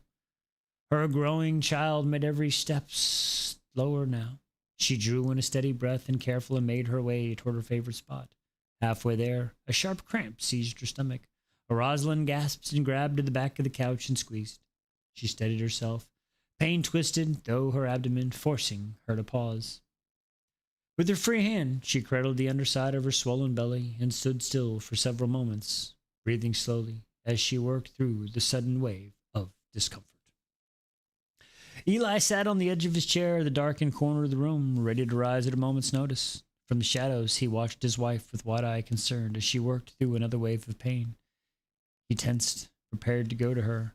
After a few moments, he saw her body relax, and she began to slowly shuffle toward the window seat again. Only then did he allow himself to ease back slightly. Still, he watched her carefully from across the room. Carefully enough that she wouldn't notice him there. If Rosalind knew he was hiding in the library, he would lose the rare privilege of seeing her in these quiet, unguarded moments. She looked beautiful. Health and life seemed to radiate from her now in a stark contrast to the fragile woman she had been months ago. Her curls were thicker, catching the soft evening light of the window. Her flawless skin glowed faintly. A sheen of sweat glistened as the head of the house deepened within the lingering drought. Eli grimaced slightly. He should have opened the window before she arrived, but he had wanted to be the place first. Ready for a movement, she inevitably broke the rules and climbed the stairs on her own. At least she had her own child there. Well, both were strong, thriving. Since the night they had recruited the clans, an unspoken tension had festered between them. Neither of them had been the same since that night. Whenever Rosalind saw him enter a room or pass by, her entire demeanor would change. She would fall silent until he was out of sight. Sadness lingered within her. Anger burned quickly within him. When their eyes met, neither would speak, yet their expressions said everything and nothing at the same time. Inevitably, they would turn away from one another, each retreating in a foul mood that lasted the rest of the evening. The others always sensed it. The tension between them filled the room like a storm waiting to break, and one by one the others would quickly leave. Eli knew there was still deep love, fierce and undeniable, between them. They denied themselves the comfort of each other, despite the overwhelming urge to simply reach for another. Yet he still refused to open the bond, and he refused to share the same. Anything with him? By now, it was more than pride keeping them apart across the room. Eli watched as Rosalind lifted the hem of her loose gown, gathering the fabric high along her thighs, and she would settle more comfortably into the window seat maneuvered around her swollen belly. A faint smile tugged at her lips. The sun was growing strong inside her. Already the child demanded space within her womb, full of restless life. Pride swelled in her chest, yet it came with a sharp ache of longing. He wanted nothing more than to cross the room, take his arms, and never let go. But Eli only grounded his teeth while he remained here. He knew her reaction would not be accepted, only another quiet rejection. Rosalind pressed her back against the wall and settled into the corner of the room seat. She lifted her leg from the floor and untucked it to the side, gathering the loose fabric of the gown beneath them. With the thin cotton lifted from her skin, the cool air of the room finally reached her. The relief was immediate. The dress stretched tightly over the curve of her belly. She looked down and rested a hand upon the mound. Instantly, the child kicked hard. A pain shot up to her ribs and shot a jolt and stabbed through her pelvis. "Oh, I'm so sorry, my friend." Rosalind winced. "Oh, my child. God, you are active tonight," she murmured softly, forcingly sweetness into her voice despite the ache. She turned her gaze towards the window. Below, the clans filled the training yard. Warriors clashed the control as combat as they practiced the technique into them. What had been scattered and experienced clans had begun to move with discipline. Days of brutal training had hardened them, and now they fought like soldiers. Rosalind searched the yard carefully as the groups began to disperse. What am I saying? Disperse. As the groups began to disperse, her brow furrowed. Eli was not among them. She rubbed her belly absent-mindedly and spoke to the child again. Her voice was hoping to settle him despite the ring with worry. It's evening. Where has your father been today? Her eyes drifted back to the fading light outside. It's almost time to transform. Eli smirked as he listened, leaning forward slightly. Sitting right here, he thought, keeping an eye on you. Whoa, what do we got here? Holy shackadoodles, yo, that's fucking epic. Hey guys. Wow, that's so cool. What's your hook on? You just got to figure out how to hold that up, right? Just stand a little more to the left. Yeah, let me turn that out. Look at that. There you go. There you go. Do the little robot. Do the little animatronic. Be animatronic. Nice job, dude. Nice. Nice hand. She can write and dry erase Nice. with it. That's epic. You just gotta do some. You just gotta paint the top part now, right? Yeah, and then also the arms. That's your What C about, and then down here, what are we doing down here? Probably. She has the black leggings because it's supposed to be like still. No, they're like just like the animatronic endo. So I was thinking it was like gray leggings. Oh. Oh, okay. And then just like draw something on them. Oh, cool. That is so awesome. Either that or glue the EVA foam like Yeah. a strip. Yeah, just like a strip or two on it. Yeah. On here to make his stomach stuff. Nice. And I got Fine. the half round dowels. Yeah. So it's already smooth. No, that's awesome. You should be proud of yourself. You're almost done. And then we just got to Just- figure out how to mount the stuff in the head. Really attaching the hook, In the the head. eye. And some That's it. touch-ups. You're about 80% done, dude. You should be proud of yourself. And the rest is just like attaching stuff. Yeah. Good job. You should be proud of yourself. It's hard to watch, and I keep stubbing the toes. Is it easier than in the other one, though? Cause the toes like poking out a lot. Oh, And like whenever I'm walking, I keep almost hitting them and stuff. oh yeah? Well, you'll be all right. I can run too. It's really funky. Well, don't run. If it's hurting your feet, don't run. I mean, No, I keep like hitting these. oh, okay. Cool. Awesome job, baby. Proud of you. Good job. Nice job. Proud of you.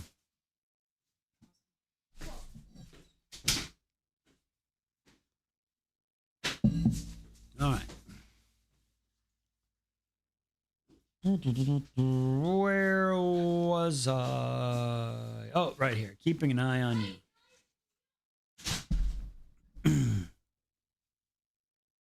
Oh, Rosalind continued scanning the land beyond the windows. Her gaze drifted across the farming field. She remained the day Andante had led her and the others through the invisible maze through one of the transformations. They had forced to move carefully, placing each step exactly where he instructed. The fields were now riddled with hidden trapdoors and mechanisms designed by Andante and a few others. It had taken nearly 2 months to finish the building them. Beyond the field stretched in the surrounding forest, there were scouts and hunting parties remained hidden. Talos and Sierra stayed, and their warriors had chosen and trained, constructing small houses, forts high within the trees. Rosalind sighed. Her golden eyes narrowed slightly as her brows drew together in the troubled thoughts. She looked down at the mound beneath her hand. My darling child, my baby. Her voice faltered as she reached to the right words. I'm just... She exhaled slowly, struggling to continue. There is so much happening in the world around you, she whispered. While you lie safe and warm within my womb, your father is preparing for war. Her gaze drifted back towards the training yard below, searching for him again. He was nowhere to be seen. Rosalind's attention returned to her belly. Any day now, the scouts will howl when the enemy has arrived, and then all hell will break loose. Her fingers tightened slightly against the curve of her stomach. There is no doubt in my heart, your father, he will face Keller himself, all to save the lives of the others. Tears welled in her eyes. I have such a horrific feeling. Eli arched the brow and a lump of emotions clogged in his throat. His dark eyes rimmed with tears as they held them back. He clenched his jaws so hard and thought he would shatter his teeth. He listened further. Rosalind spoke again, forcing down the knot of anxiety twisting in her stomach. I know he's only trying to protect us. All of us. Her voice cracked. But I'm afraid. So afraid of the unknown. And of the thought of your father. He could die because of me. The words finally broke her restraint. Tears spilled freely down her cheek. Her soft sobs shook her shoulder. She sniffed, wiping the tears away with her trembling fingers, but more followed.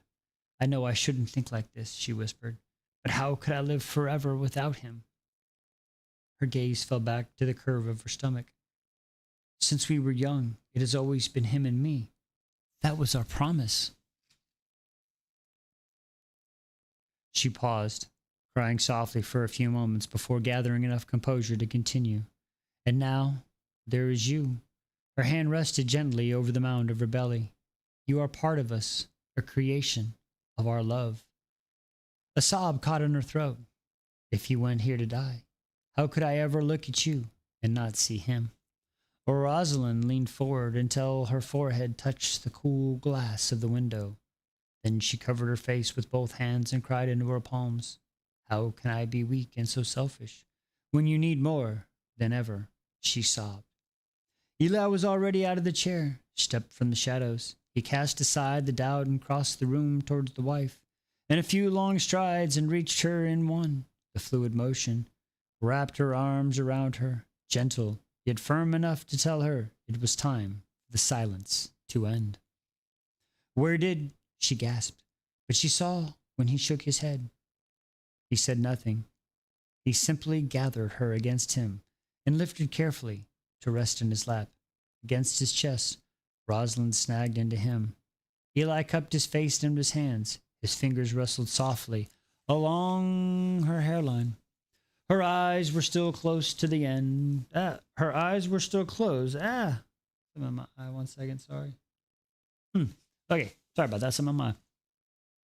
Her eyes were still closed as she leaned into the palms, tears spilling freely as she tried to speak. Eli, He silenced with a soft kiss. Words were not needed. She had already heard enough. Her fears, her thoughts, the quiet pain she had carried alone for so long. She had tried to remain strong, searching for hope in a situation that seemed doomed from the start, but had become too much for her to bear by herself. He knew that he had only made the burden heavier by closing off the bond, limiting access to the very heart. Now she was finally breaking. She needed him. The truth was, she needed her just as much. He needed her just as much. His arms tightened around as if she feared she might vanish for the moment he let go.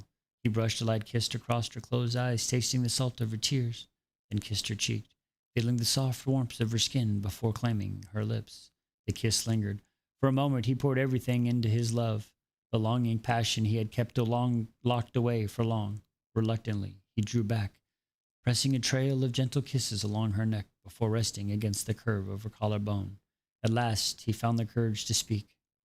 Rosalind, he mumbled softly, I will always love you with all of my heart, with every fiber of my soul. It is yours in all forms, man, beast, ghosts. I am always with you. He paused, his voice thick with emotions. I'm sorry for staying away from you so long. I thought it would make it easier for both of us. His hands drifted down the rest over the swell of his body, her belly. But watching our child, he shook his head slightly. I couldn't stay away anymore. Her tears had stopped. Through the trace of sadness and still lingered. Rosalind sniffled softly as she lifted her head from sniffled softly as she lifted her head from her shoulders, where he pressed the lingering kisses against her skin. She looked directly into her eyes and trembled with the emotions. In her breathless whisper, she said, I love you with all that I am and more.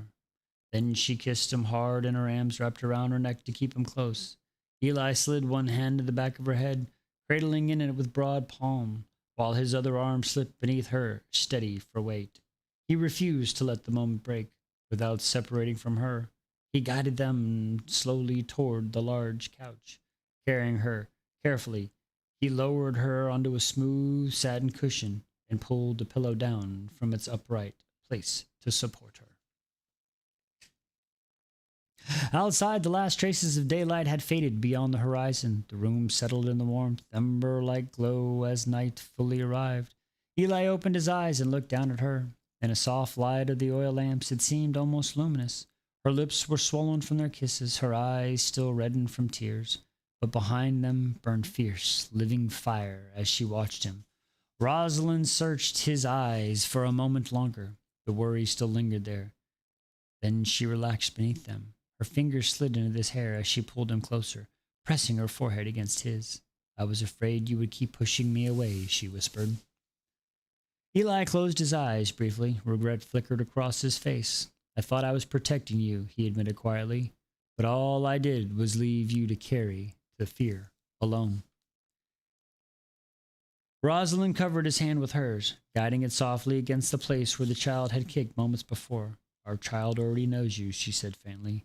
"Every time you speak, it moves." Eli smiled softly at that. He looked into her eyes and his voice became low and heedly. "I'm going to make love to you, Rosalind." He lifted the hem of her gown and slid her short pantaloons down her legs, letting them fall to the floor. His hands followed the length of her fingers, trailing slowly along the thighs until they rested on the curves of her hips. Rosalind's body arched beneath the touch of his hands, drifted over the sound of her swelling belly. Then suddenly she shifted. Her expression shifted. Something uncertain, almost feared. "The baby, Eli," she begun. "It will be unharmed," he assured her softly as he nibbled on her neck. "It's perfectly natural to be together." "No, Eli," she said suddenly, her voice sharp with alarm. "The baby! I think my water broke." She pushed against his chest and struggled to sit up, staring down at herself. "God damn it! Shit's getting real up in this motherfucker!" Where's the... Hey, there it is. There we go. Eli placed his hands between her legs, feeling the fluid soaking through the cushions. The lower part of her gown was drenched, the dark fabric clearly marking where the fluid had spread. "Oh my God," he breathed in disbelief. "It's on the way." Eli got up from the couch and strode towards the door, forgetting she had locked in, then pulled the brass handle off its casing. "He?" Rosalind snapped, glazed up. A panic crept into her voice as another contraction tore through it. "Oh my God," she groaned, clutching her stomach as pain tightened around her again. "Where are you going? Please don't leave me."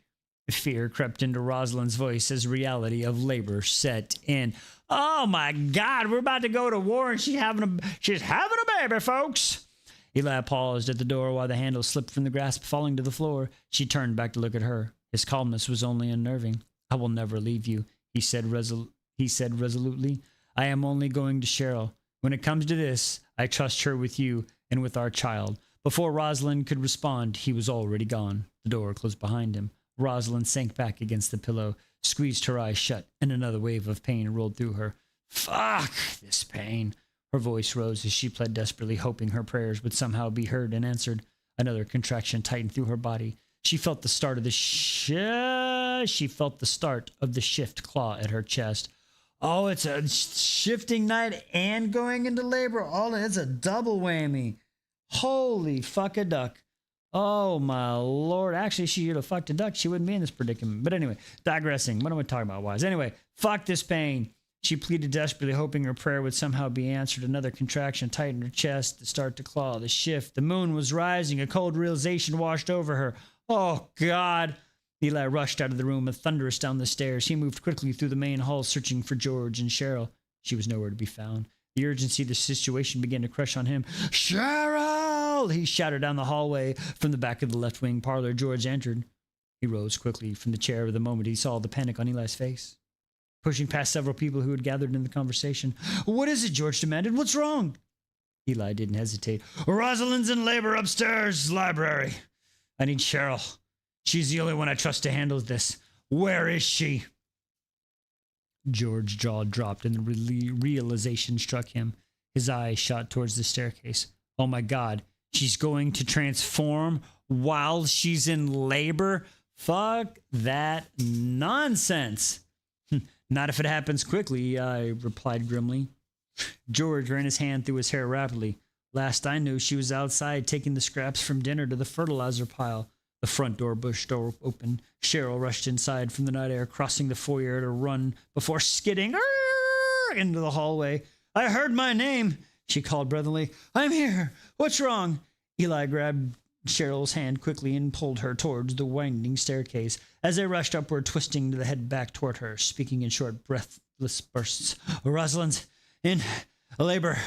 Her water broke in the upstairs library. We have less than an hour until the calling. Pumping water into large pots and place it on the stove in the kitchen. Warm it, not boiling. Bring me clean linens from the closet in the washroom and a bottle of moonshine. Her voice hardened. I must get that child out before we transform. She pointed towards the others gathering in the hallway. Out! Everyone outside. Ready yourselves just in case. George nodded immediately. Got it. Cheryl hurried up of Eli in front of the stairs. Cheryl hurried ahead of Eli up the stairs. She lifted the hem of her skirt so she wouldn't trip as she climbed. Halfway up, she glanced back. Eli followed close behind, his jaw set hard, the black eyes burning with tension. Cheryl steadied her breath and spoke to him firmly. I need you to be strong, Eli. She was strong enough to carry your child, so be strong enough to birth it. Her gaze softened. We've done everything we could to keep them both healthy. It's in God's hands now. The last word slipped out quickly, almost unwillingly. Excuse me. Before Eli could respond, she turned away and pushed open the library door. Rushing inside, Eli didn't answer. He had heard her, but the words barely reached through the storm of the thoughts. Fear gripped him too, tightly to speak. Many mortal women died in childbirth. A beast's blood female wasn't any different. If Rosalind died, if his son died, his world would collapse into darkness so complete they would walk into battle and let Keller kill him so he could join his family. He had months to accept that he might die in battle, but never this, never the other way around. Eli closed his eyes for a moment in silent prayer before stepping inside. Please spare her. Spare them both. Yet even as the prayer formed, bitterness crept into his thoughts. Perhaps this was the design all along. Reaching the threshold, Eli pushed the door open. Cheryl knelt between Rosalind's parted legs while Rosalind panted through unclenched teeth. Sweat soaked through her gown and moonlight poured through the window behind her. Rosalind caught sight of him. She blinked, as if unsure he was really there. Eli? She breathed before another contraction ripped through her. Her head fell back against the pillow as she screamed, the sound tearing through the room as her muscles tensed and flexed. God damn, my poor girl! Cheryl glanced up from the examination. She's nearly ready. The baby started to descend. She quickly looked around the room. But I have nothing to lay the child on once it arrives. And George isn't back yet. Eli froze. The room felt distant, unreal, as if though he were watching everything happen from somewhere outside his own body. His voice came out quiet and stunned. I made a bassinet for them, for her baby. He knelt beside Rosalind and brushed a damp curl back from her face. Hoping to cool her skin, his fingers trembled as he tucked the hair behind her ears. He pressed a soft kiss against her forehead, desperate to offer some small comfort. Rosalind looked up at him. He saw her soft... I can't read. He saw her eyes soften. You did? Her voice was small and breathless. Eli gave her a nod, a small nod. I did, baby. Cheryl's expression warm with surprise. She nodded approvingly. Then go get it. It's almost time. She glanced between them. But want to meet their father while there's time. Eli looked at her, the meaning of her words settling over him. In this moment, he was becoming a father. Pride and fear twisted together inside his chest until he could hardly breathe. Too many emotions flooded him at once, mixing into something overwhelming. He turned back to Rosalind. I'll be right back, love. Please hurry back, Eli. Rosalind called after him as he was halfway down the hallway. The door closed behind him. Cheryl immediately turned her full attention back to Rosalind. Don't worry, she said calmly. She noticed the oil lamps she had lit before dusk were burning low. Moving quickly around the room, she adjusted the wicks until the flames brightened and filled the library with warmer light. I need more light, she said as she worked. I have to see what I'm doing. Cheryl turned up the last oil lamp, but the lighting was still too dull. excuse me. She hurried to the hearth. I know it's already hot. It's getting hot in here, but I need more oil. I'm sorry. It's just, childbirth's a scary thing. All right. But she needs more light. She didn't wait for Rosalind to respond. Grabbing a stick from the wooden box beside the mantel, she dipped the end of the flame into the oil lamp until it caught. She shoved the crumpled paper into the tinder box next to the stacking logs, presuming the stick into the pile. The fire caught quickly, flames licking upward as the dry wood began to burn. Cheryl turned back to Rosalind. How are you doing, girl? She said briskly. Are you starting to push? Are you ready to start pushing? Rosalind stared at her, eyes wide and confused. I don't know how to do that. Another contraction slammed into her before she could barely say anything. Her body tight. She must have had her class the same day as she went into labor too. That's how it went with my wife. She missed her whole push-in instruction class because she went into labor the night before. That's interesting. Yeah, about that. Oh, Rosalind stared at her with wide eyes, confused. I don't know how to do that. Another contraction slammed into her before she could say anything more. Her body tightened as she drew in a sharp breath, painting through clenched teeth. The final wave held her breath until the pain crested and passed. A small cry escaped as she released a strained puff of air. This hurts, she gasped. The pain was worse than transforming. How many are you having? Cheryl asked as she dragged a large rectangular ottoman in front of the couch and pressed it firmly against the edge. Ooh, could you imagine if she ended up having twins and she didn't know it? What?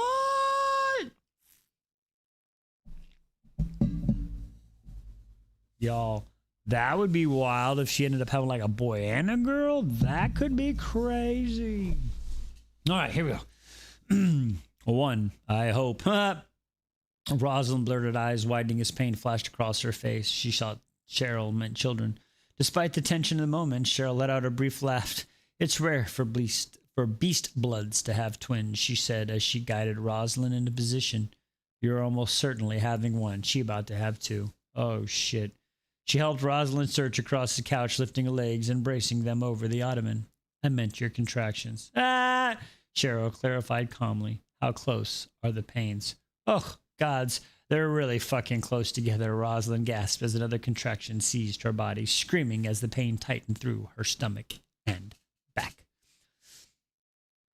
When did they start? Cheryl asked quietly, trying to calculate how much time they had. If the child did not arrive soon, Rosalind could transform during labor.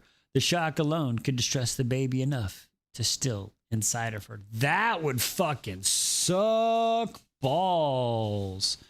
Yesterday morning, Rosalind cried as another brutal wave of pain tore through her body. Her stomach clenched again, forcing the air in her lungs. Instinct took over. I felt like I needed to push, she said, panting. I feel like I need to push, she panted, panic creeping into her voice. Down there, I feel like I need to push. At that moment, the door burst open. George and Eli rushed in carrying supplies. Cheryl glanced up at them. Good. She's been in labor since yesterday. The baby is ready to come now. Will the baby be here before the calling? George asked as he dripped the supplies near the door, one by one, and handed them to Cheryl as he reached back to take them, quickly setting up the space around her. Eli set the small bassinet where he stood before, rushing to Rosalind's side. He sat beside her, brushing a smoothing hand across her forehead, feeling the sweat that coated her skin. He looked into her eyes, and she looked weakly and squeezed them shut. Suddenly, she grabbed his hands and clamped down with brutal strength as a violent contraction tore through her. She pushed and screamed through, Jesus Christ, Roz! Eli gritted through the clenched teeth as she felt the fingers crack and grind painfully in her grip. He didn't pull his hand away. He kept it exactly where it was meant to be. His hand was nothing in comparison to the absolute hell his mate was going through birthing their child. I respect it, Eli. Good job. Good job, Eli. Rob respected. He welcomed the pain. If she had to endure it, he could deal with any pain she inflicted onto him. Good job, my guy. Good job. Cheryl lifted Rosalind's gown over her knees and the fabric gathered at her waist exam. All right, she said quickly. I see the head, the baby's crowning. She could feel the calling beginning at the tug of the edge of her senses, the ancient pull string deep in her blood, but she forced it aside. Time was running out. Rosalind, listen to me, Cheryl said firmly. Just a few more strong pushes and it'll all be over. Your baby will be born and you can transform without worrying about harming him. She looked up. Are you ready? Rosalind tightened her grip around Eli's hand. Her fingers flexed, crushing the already aching knuckles as she gathered her strength. She nodded her head fiercely. More than you ever know. Good, Cheryl urged. Then push! The calling urged again, clawing as Rosalind's attention. It snapped through her body in the bolt of pain, demanding obedience from the blood that ran in her veins. She knew she hadn't long before it consumed them all. Another brutal contraction rang along her body, racked her body. Rosalind bared her teeth and pushed with everything she had. Push! Push again, Rosalind! Cheryl commanded her, poised and heady. Don't you dare give up on me now! Rosalind felt the pressure build, then a sudden release. Here it comes! That's what she said. Eli exclaimed through the clenched teeth as Rosalind gripped tighter around his hand, crushing his fingers even harder, then snapping a few more in the process. He didn't care. God bless it. He watched as the baby's head burst free, the rest of the small body following in one swift motion. Good job, girl. Good job.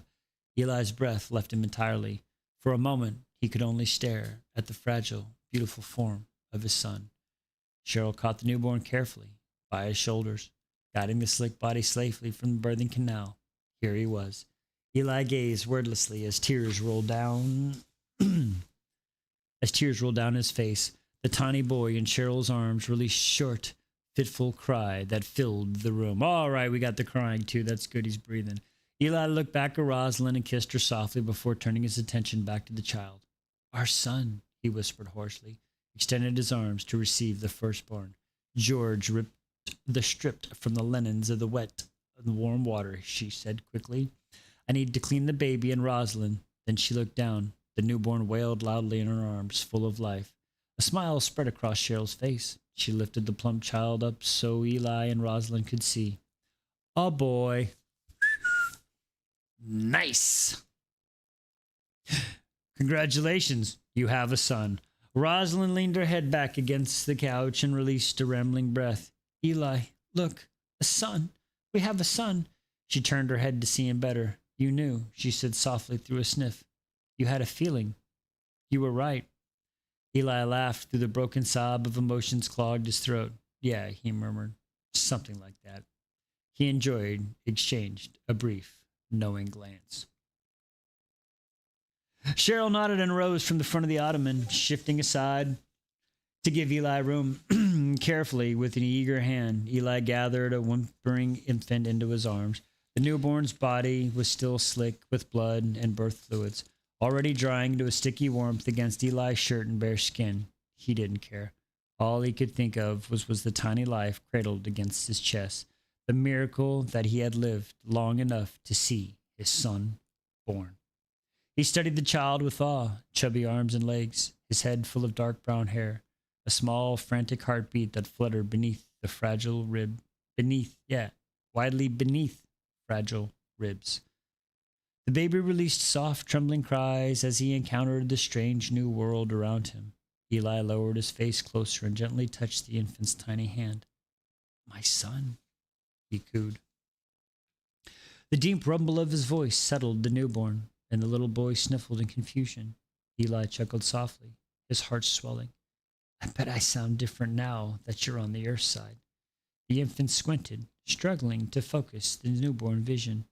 Weakly, he turned his head to the side and gaze drifted upward to Eli's face before his eyes went crossed, and he closed them again. For a fleeting moment, the baby's lips curved in the faintest smile. Something inside Eli broke open. His chest tightened painfully as devotion, love, and fierce protectiveness flooded through him. Without thinking, driven by pure emotion, he spoke. My firstborn and heir! He brushed a finger gently across the cheek. For this moment and for the rest of your immortal life, you will be known as Gabriel Bade Santos Mackley. His voice softened. Santos, for those you trust, will know who you truly are. His gaze hardened slightly.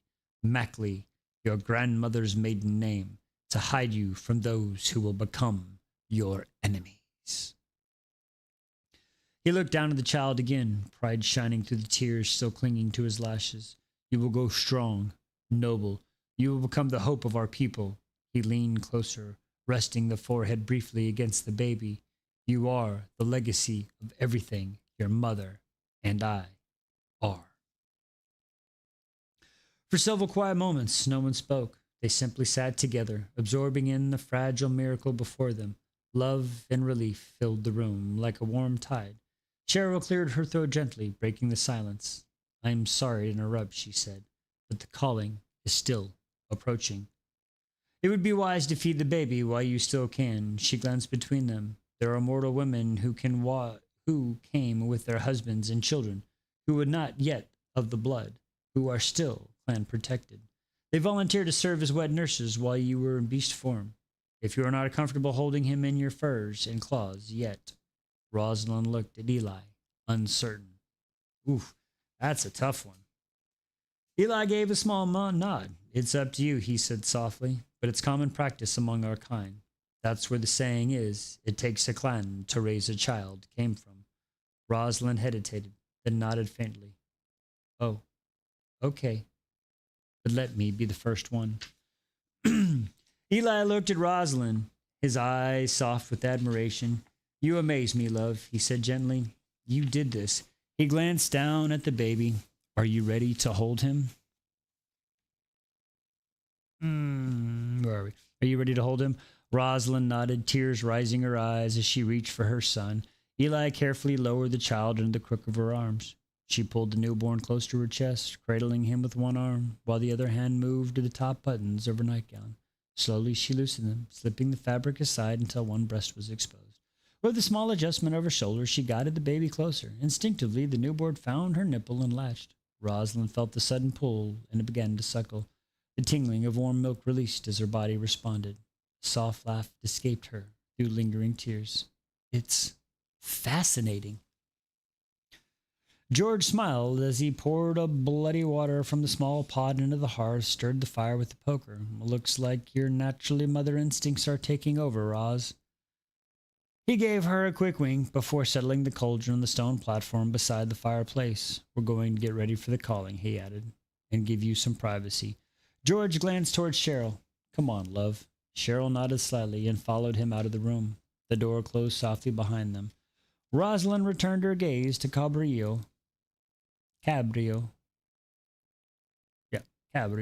watching his nurse. Cabrio. It suits him so well. When she first looked up again, she saw Eli standing beside her, holding a small wooden bassinet, her brows lifted. Eli, you made this beautiful crib? Eli's chest swelled with pride as he set the bassinet gently near her feet and knelt beside it. I made it for him, he said quietly, for both of you. He brushed a hand across the polished wood. We don't have much of our own yet, but this is the start. Our child's first heirloom. Rosalind nudged the bassinet quietly with her foot, watching it sway softly. You made this, she asked in quiet disbelief. Her eyes traced the elegant curves of the polished wood that formed her headboard, footboard, and rails, carved in the wood above where the baby's head would rest with their clan crest. She studied it closely. Excuse me. The symbol of their house started at the back. A 7-headed water serpent pierced through the crest with a sword, surrounded by a clash of fire. That sounds cool. Hang on. Let me read that one again. That sounded cool. The symbol of their house stared back at her. A 7-headed water serpent pierced through the chest with the sword, surrounded by a clash of fire, water, and curling smoke. 2 wolves stood on either side, 3-horned shield, holding upright with angels above, unfurled a scroll bearing the name Santos in old lettering. Beneath the design, their family motto was carved, fight strong, live forever. That's pretty cool. You carved our crest on it, she whispered carefully, not to disturb Gabriel. As he continued to nurse, her eyes softened. I love it, Eli. He will love it. It's perfect. Gathering herself, she lifted her gaze again. Always bound. Eli smiled and leaned forward, pressing a soft, lingering kiss to her lips. In this life and the next, he vowed. For a moment, the world felt still. He listened to the gentle breathing of his son and allowed himself to rest quietly.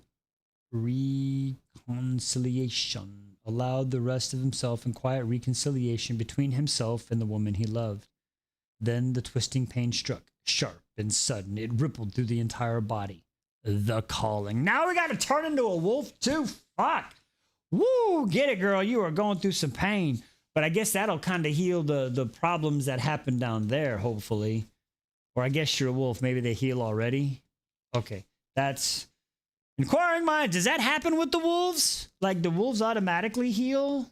Like, if she would have to have a C-section. Okay, sorry. Digressing, focus-wise. The calling. Eli drew a slow breath and felt a settle deep in his bones. He saw Rosalind once too, taking a steady breath in the sign. It's time, Eli murmured. The waiting is over. Rosalind looked at Eli with clear disappointment, knowing the moment had ended far too soon. The pain coursing through her body had not growing worse by the second. She would have held her son forever. But what about Gabriel? She said reluctantly, her voice tight with unwillingness to be parted from her child for even a moment. A sudden knock sounded at the door. Before either of them could respond, George stepped through the threshold with a small girl beside him. I brought her, Eli.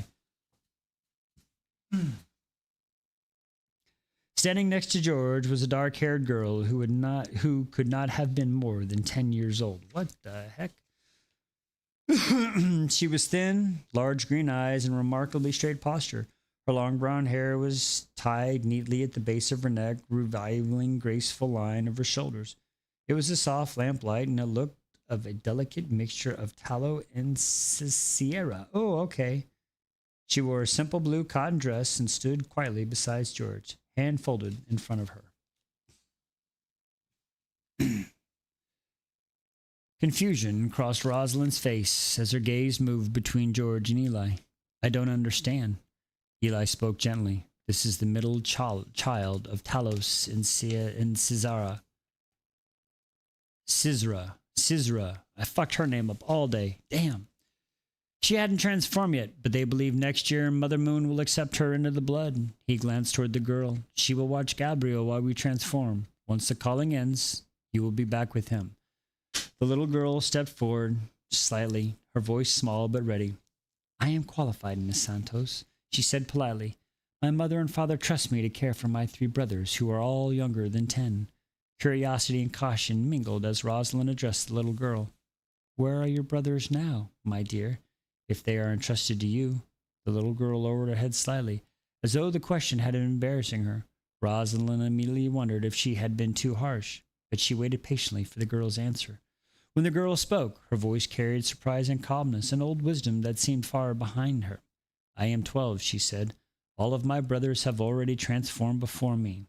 I was with them for only a few days ago at my aunt and uncle's cottage until Cheryl came to fetch me, with my mother's permission, of course. She straightened a little as she continued. She needed someone to watch and care for your child while you and your husband answer the calling. Mr. Santos and Mr. Cromwell thought it would be wise to have more hands caring for the baby until morning. The girl gave a small shrug. Children this young sleep most of the time anyways. It shouldn't be difficult, just a little boring. She lifted the book had tucked under her arm. That's why I brought something to read. Her eyes drifted toward the towering shelves surrounding them. Or perhaps I'll have much more to choose from. Nah, I like this kid. Rosalind glanced towards Eli with visible uncertainty. Her mother allow her to come here, into your war camp? Before Eli could respond, the girl spoke again. It's for a greater cause, she simply said. I understand that, and so does my mother. It takes a clan, Miss Santos. Rosalind looked up at Eli, a flimmer glint of amusement in her eyes. So I hear, she softly sighed. You thought of everything to make sure we were okay, didn't you? He's a good dude. Eli's a good dude. Eli met her gaze without hesitation. You are my world, he said quietly, and I am your shield. Rosalind gently unlashed Gabriel from her breast and pulled the nightgown back into place over her chest. With one hand, she finished fastening the buttons before she slowly rising from the couch. cradling Gabriel carefully in her arms. She walked towards the little girl. She bounced him gently and kissed the tiny tip of his nose. A small smile touched her lips, but then she looked at the girl again. The smile faded, replaced by careful, measuring expression. What is your name, young miss? My name is Helena. Helena? Oh, hell no. We're back to Helenas again? Oh, Jesus. Oh, Jesus. Helena? Helena? Sorry. I just got over a Helena. Woo! Rosalind repeated and committed their name to memory. Helena, this is Gabriel. I'm going to trust you with him tonight. She looked down at her son. All right, DW? I'm just saying, DW. I'm just saying. She looked down at her son. He and I have been through a lot this evening. Helena spoke before Rosalind could continue. I know, Miss Santos. Many of us were gathered outside the house. We could hear your screams across the yard. She lowered her voice slightly. We prayed for you. All of us did. Even I sent a few prayers to heaven for your safe birthing. She hesitated shyly. Then we heard the baby cry, and many of us cried too. Dang! Okay, everybody's happy. All right, this is cool. Rosalind glanced at George. He gave her a reassuring nod. Turning back to Helena, Rosalind offered a grateful smile. Thank you for your prayers. Her expression became serious again, but softer now. But if you are to care for Gabriel tonight, I need more than your best. Stay sharp. Stay alert. She glanced towards the door. I'll be outside. Helena nodded solemnly. Yes, ma'am. I understand. Rosalind straightened and gestured towards the hallway. Please go downstairs. I'll bring Gabriel and follow you. Helena turned and walked obediently. George followed close behind. Then Rosalind and Eli watched them leaving through the doorway. After a moment, he sighed deeply and closed his eyes. Sending a prayer heavenward, he whispered, Thank you for letting me see my son, letting me live to see my son. Basking in the moment for a few seconds more, he stood there, then bent to lift the small bassinet from the floor. Carrying it carefully, he followed them into the hall and pulled the door closed behind him. Wow, I was not expecting a birthing scene. Okay, shocks and twists of all places. Wow. A poor girl going through it. Oh, I get a wheel spin.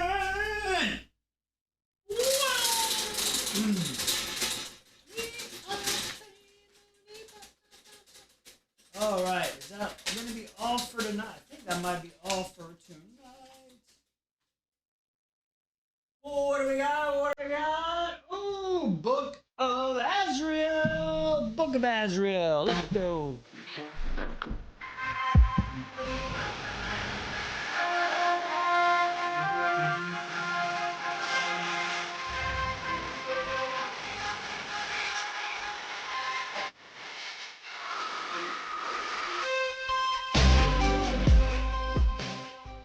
So I think we got what, 3? I think we got what, 19, 20, 21 in the epilogue. That's it, right? 19. I'm just checking. 19. Oh, 19. Oh no, we're almost done. No. Hang on. 19. 20. Yeah, 19. Yeah. No. Yep, 19, 20, and 21. And then the epilogue. Oh, snap. We are almost done. No, no, no. We're going to end up finishing this tomorrow. So sad. Oh, I was not expecting a birth. I mean, like 1, 2, 3. No, I think I'm going to have to do this all at one time. I think this is where it's about to go. I don't want to check into it, but I'm going to do that all in one swoop tomorrow. I think the last is going to be bam, bam, bam in my face. That's what she said. I think it's going to be in my face. All right. I was not expecting a birthing scene, but I'm glad Eli got to see his baby. I'm glad Eli got to see the baby. I am so happy about that. All right. Well, I just want to thank everybody for coming out and hanging out with me tonight. We got DW and MA, and then we got everybody over there on the UbiTubi. I want to appreciate everybody coming out and hanging out with me tonight and enjoying the story, hopefully. Oh, you want to show everybody real quick? For all those that are here. Look at that, y'all. That's what she was talking about. Here, let me move the chair out the way. Little sneak peek for all those that are here. There you go. Bum, bum, bum. Look at that, look at that, look at that. And that's the back side of the collar. Snazzy.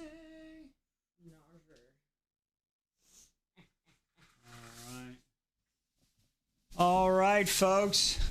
Again, with that being said, I want to thank everybody for stopping by, hanging out. Wow, about pull my mic out. Hanging out with us tonight. Hopefully you enjoyed a little. Ooh, looking good. Give me a little show. Whoa! Whoa! Boy, oh, fly. Got him. All right, folks. We will see you next time. Have a great night, everybody. Thanks for hanging out with us. All right. Bum, bum, bum. Got so many new entries. I got to figure out where we're going.